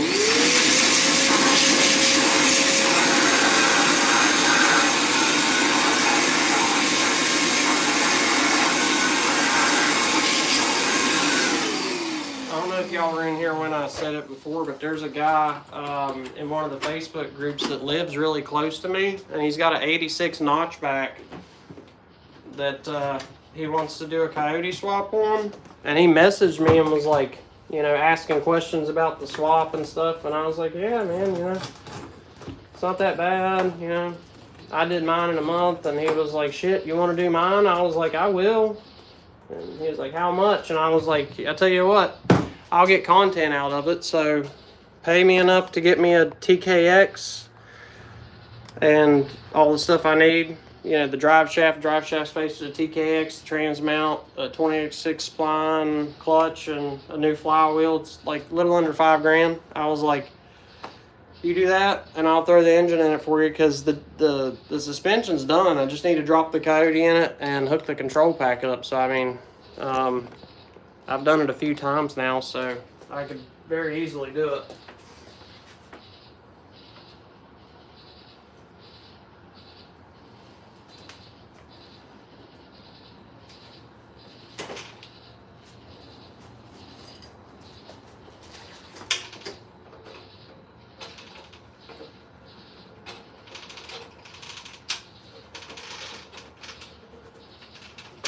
Oh shit.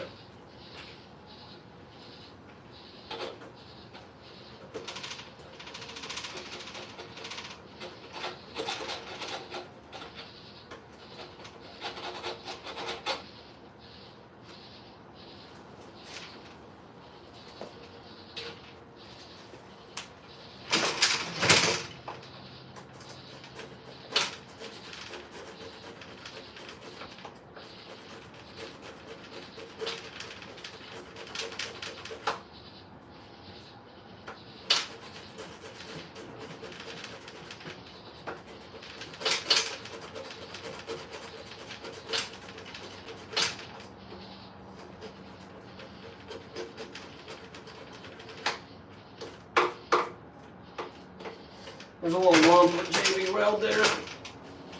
And I accidentally lifted up on my fuel injector a little bit. So a little bit of ethanol spilled out. Oops. My tuner said that I didn't need to put the injector clips back in, so I didn't. So now they'll lift out of there. Ah! It went in my fucking eyes! Fuck! I think I closed my eyes in time. Thank God. That shit burns like hell when you get it in your eyes.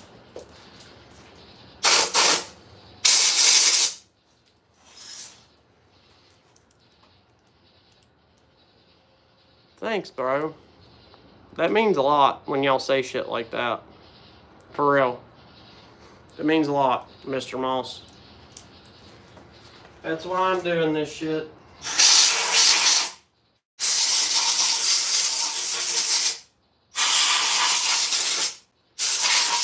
And just think, 2 years ago, I'd never even pulled one of these modular engines out of a car. I built, you know, an old carbureted 64.5 Mustang in my teen years, but as far as this newer shit, as of 3 years ago, I'd never pulled an engine, messed with wiring, nothing like that. You know, I've got stereo wiring experience and general maintenance knowledge. Like, I've always done my own oil changes and transmission fluid and general maintenance, but I never took it on anything like this. But now that I have, it's like I enjoy it and it's not that bad.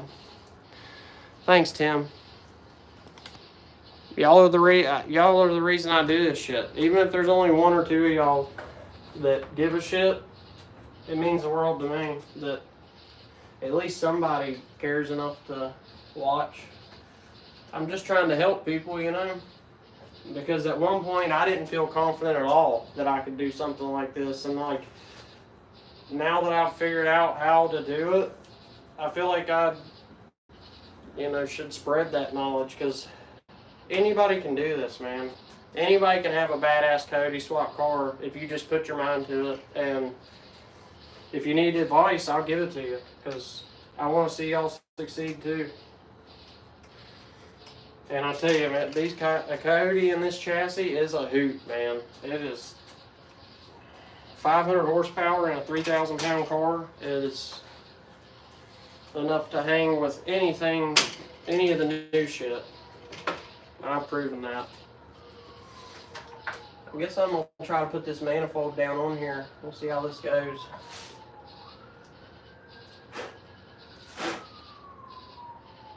Fuck, this block's still hot. I drove it like 2 hours ago and it's still hot. Alright, I'll leave the tape on for the test fit. Actually, no, I'm going to take the tape off. I don't want to pull it off there again.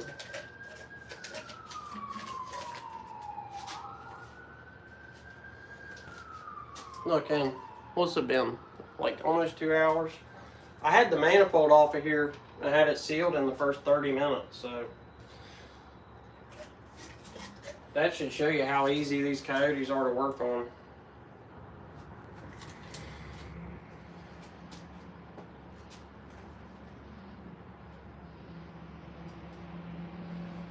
Alright.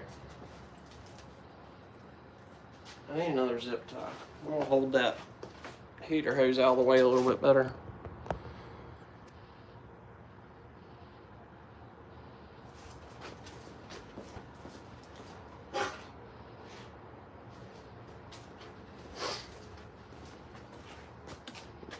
Man, y'all's comments mean the world to me, man. I'd be doing this even if nobody was watching, so the fact that somebody gives a shit enough to come in here and say hi is awesome to me. I hope, like I was saying earlier, one day I hope I can grow this channel to where I can like build cars and literally give them away to my subscribers, like, or raffle them off. Well, I mean, if I like started making enough money to where money wasn't an object anymore, I'd literally just build cars and give them away. Because like, what would be cooler than that? Than somebody just builds cars and then gives it away to one subscriber like once every 2 months or so. They grow the channel like crazy. But that's what I want to do. If I grow the channel enough, that's what I'm going to do, is like build coyote swaps. Like just find beat up rollers and then find a coyote engine, throw it in it, and then give it away. And you'll have a running, driving, you know, rough project, but it'll be a project that's already running and driving. You just got to make it your own, you know. I think that'd be awesome to be able to do that. That's my plan, at least. If I can get enough people to start watching this channel to where I can monetize it in some form, to where I literally reinvest every dollar back into the channel, because I have my own business and I'm okay financially. So any extra income that came from YouTube, I would definitely reinvest it right back into YouTube or to the people that support me. Alright, like I said, having the catch can definitely made a difference, because when I first got this car, there was all kind of like oil residue in the throttle body, and I cleaned it real good and put catch cans on the car, and I've driven like 5,000 miles and it still looks as clean as the day I put it on there. Because that Gen 1 manifold, when I first took it off of there, it literally had oil that would have been in the catch can, just like a little bit of it like inside the manifold just sitting there. So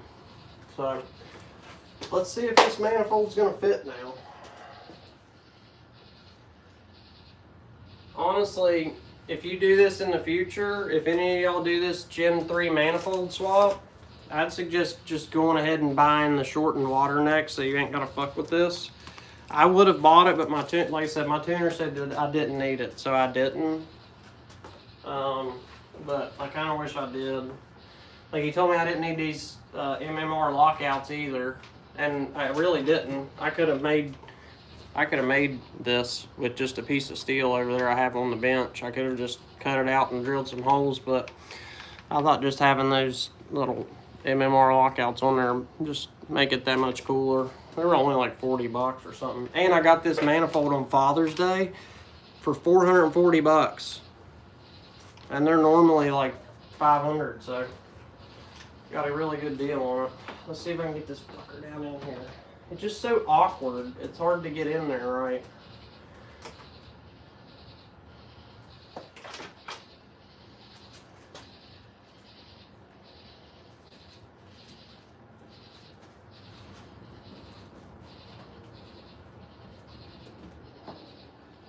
Alright, I think I've got enough room now.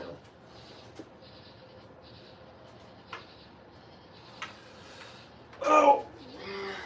Luckily I'm light enough where I can sit on the front of the car and shit.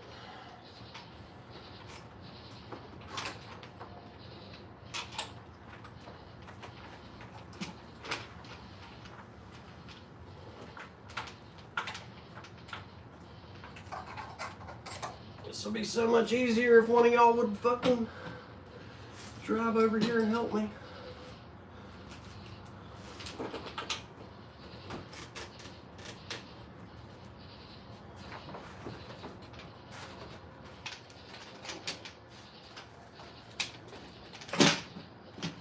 There we go.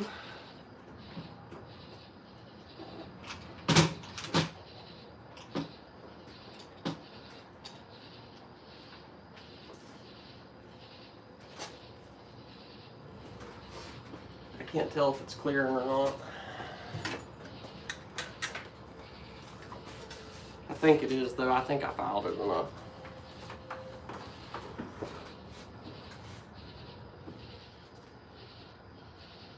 Yep.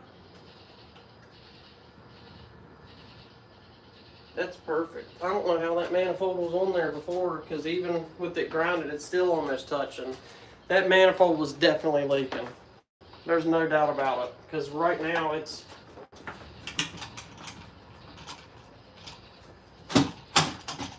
Oh, okay. It wasn't even on there.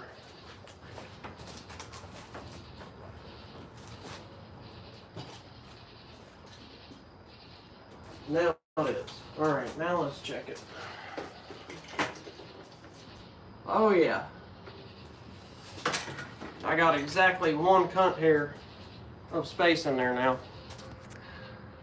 I have 10%, so I can unplug for a second and show you if there's even still anybody in here. It would be a wee bit of a commute from Florida, yeah.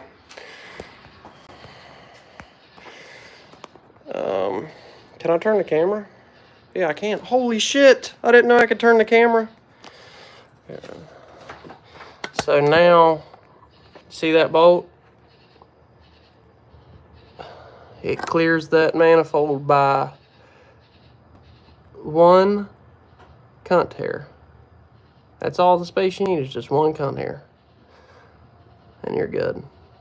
You might be able to fit two in there. Like I said, I grinded it a little bit more than what I thought it needed, just to be safe. But if you do the Gen 3 manifold, this is something to think about. Now I can see light through there, so. Before, it was literally touching and indented into it.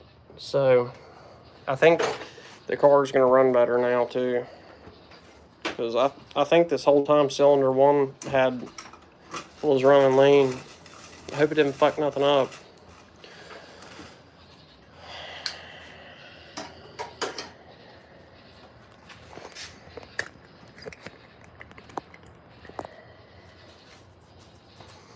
I'm with you. How the fuck was that? Yeah, dude. I don't know, man. We bolted it on there and started the car, and the fuel trims were fine. I think that it was like where I had it bolted down, the O-ring had just enough pressure on it to just barely seal it.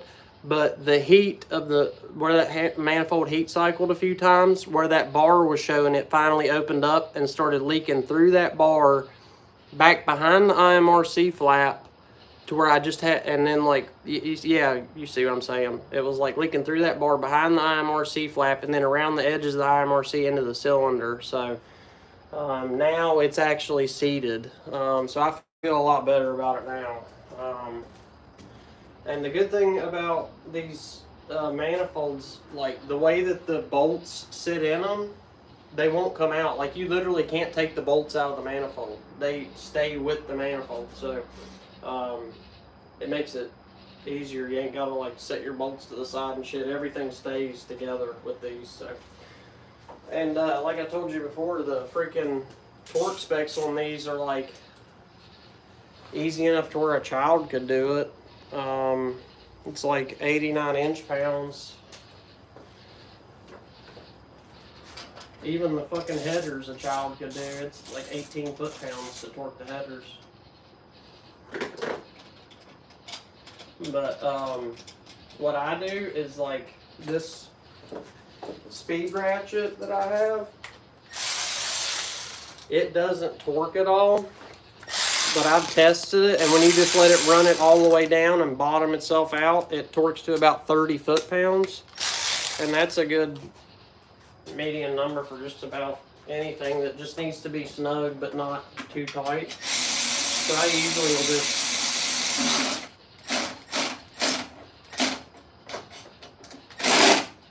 do it until I feel it snug.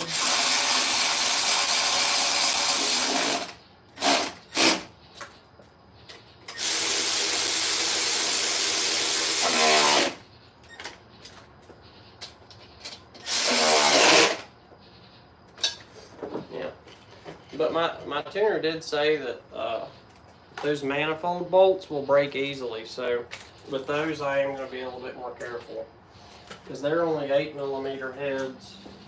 The fuel rail bolts are 10mm, but the manifold bolts are 8mm. So I'm going to run them in by hand, and then there's a special torque pattern for them. I'll see if I can remember. It's like side to side, front to back, la da da, fucking da. Pardon my French.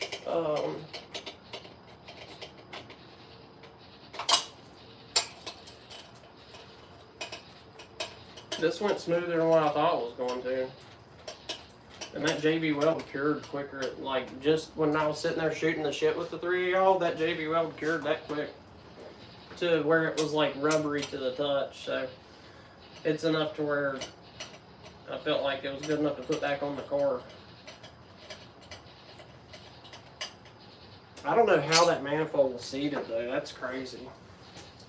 After all that grinding and everything, it just barely has any room now. So it was seated somehow, but it was just barely seated. But then, you know, that leak opened up behind there, so. I'd been meaning to do this for a while, but my wife usually works pretty late. But she got home early today, so I was like, you know what? I'll go out there and well, before I did this, I put a starter on a 2012 Corolla that's been sitting out in my driveway for months. One of my wife's friends dropped it off here. And I finally got around to looking at it, and the fucking, matter of fact, I'll show you.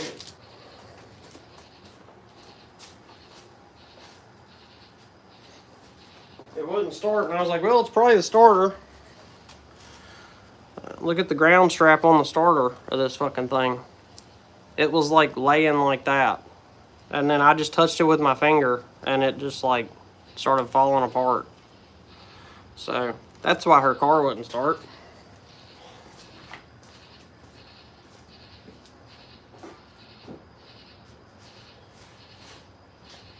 yeah, I was rolling around in the dirt doing that, and it was already dirty, so I was like, you know what, fuck it, I'll go ahead and tinker with that manifold, and I'll try out live streaming.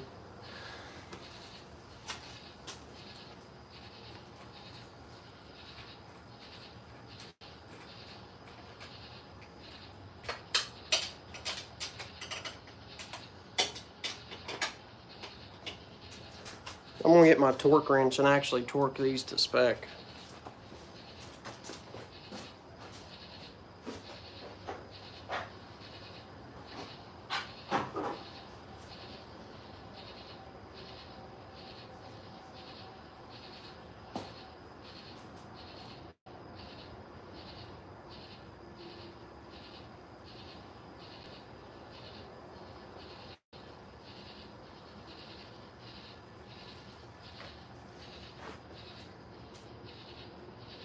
We'll do 95 inch-pounds. Since it's 89 inch-pounds plus 60 degrees, we'll just do 95 inch-pounds. Let's see if I can remember this torque pattern. I think you do the middle, and then you do the front left, the back right, the back left, the front right. I think.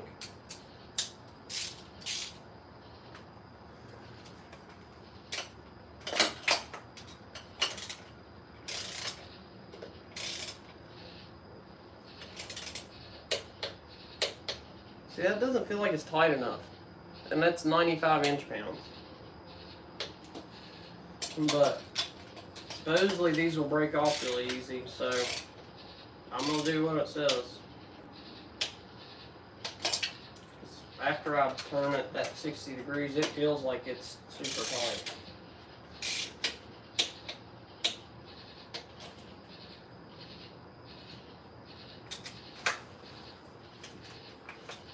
I set that thing right down on there and then lifted it back off when I hopped up here.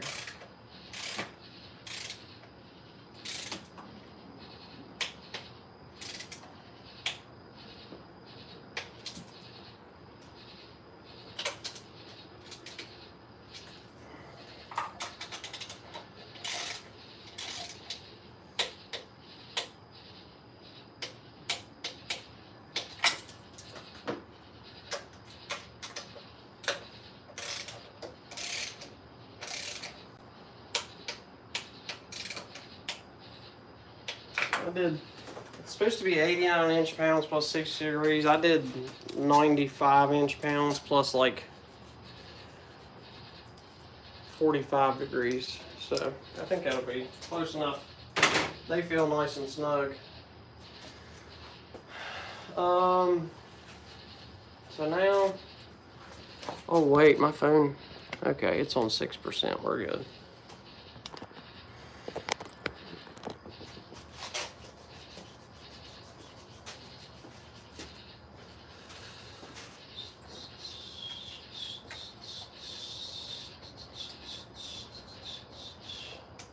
Now I just gotta hook the injectors back up.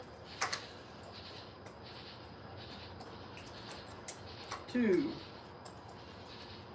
3, 4.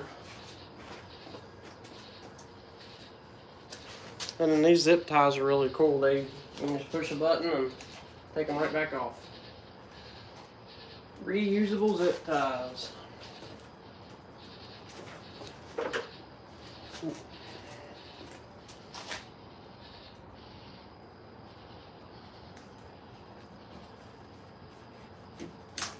Pretty neat.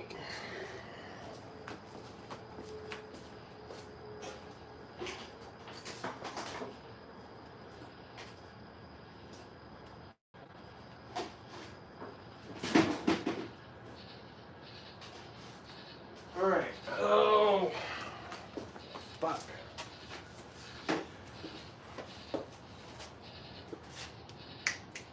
Okay, got 4 injectors hooked up.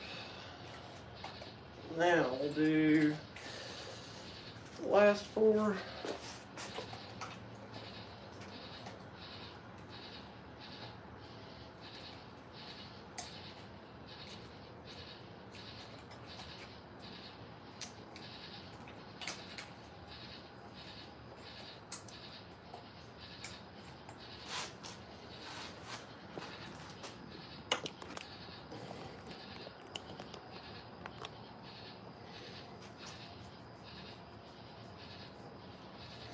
Yeah, dude, get to wrenching. Maybe maybe one day I'll have this car down in Florida, and if you get yours all together, we can go cruising or something. I'm wanting to take this car on some trips, like to Mustang Week in North Carolina, or Myrtle Beach, South Carolina, in like September, I think. I definitely want to take the car down there because this thing runs great. So I have no doubt that it'll make that trip. Oh, let's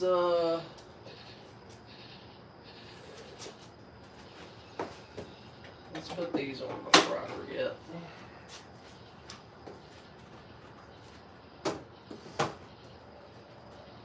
A lot of people get rid of these, but it's good to keep them on there because the injectors make all kind of noise. It's like tick, tick, tick, tick, tick. And if you don't have these rubber or these foam things on there, it sounds like your engine's ticking, but it's really not. It's just Ford put these things on here to dampen the sound, and most people get rid of them, and then they wonder why their shit's making all kind of ticking noise. This is why.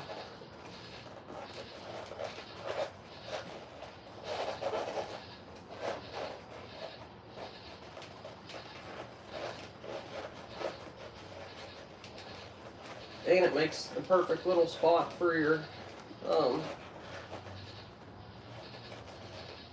heater hoses to lay on, so they're not just laying on a, fuel oil, and it shields heat from the injectors. There's a lot of good reasons to keep the foam. I'd lose my dick if it wasn't attached to me.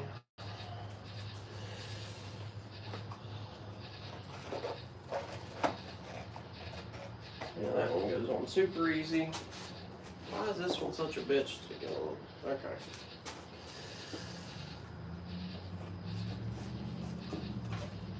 Alright. Now, we'll hook the fuel rail back up.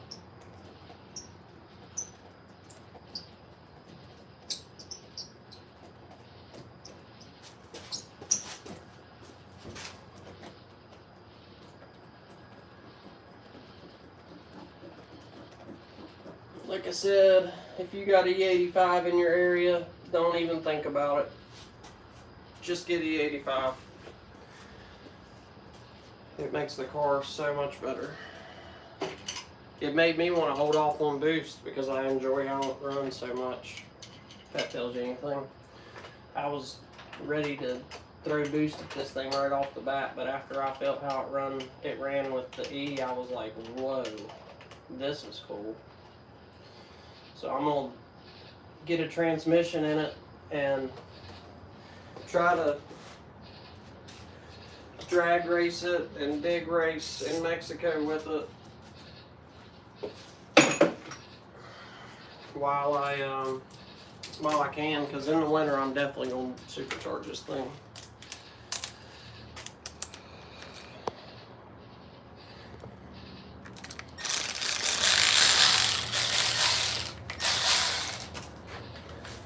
But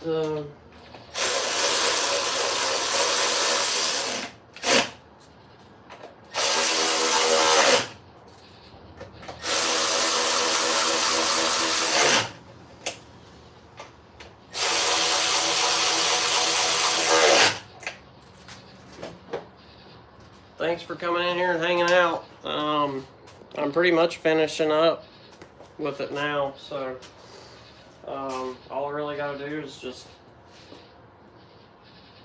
I already got the fuel hooked back up. I got the injectors all hooked back up, the manifold's back on, and it's clearanced. It's still almost touching after all that grinding. Fuel pressure's hooked up, throttle body's on. Now we gotta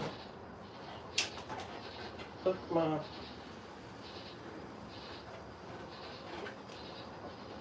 intake tube back up.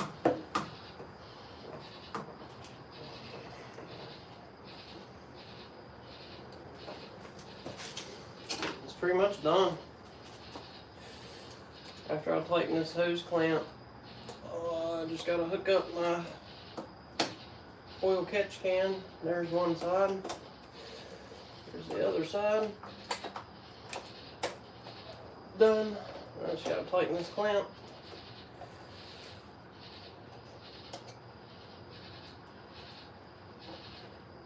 Let me make sure this clamp's centered where it needs to be.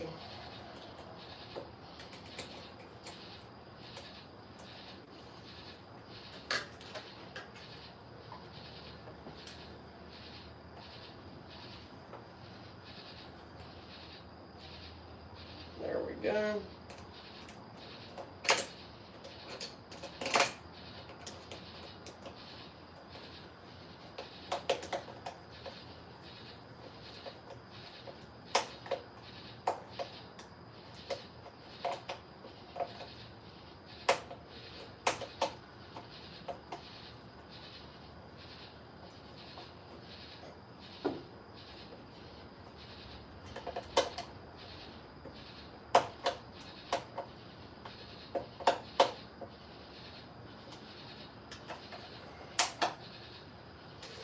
Alright, everything's nice and tight. That's it. That's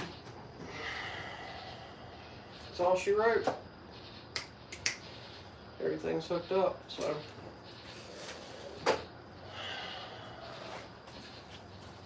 Job complete. So, yeah, that was clearancing the Gen 3 manifold to fit on a Gen 1 Coyote in real time, live, while I was shooting the shit with y'all. So I might start doing this more often. This was dope, having y'all come in and chat with me. I really appreciate y'all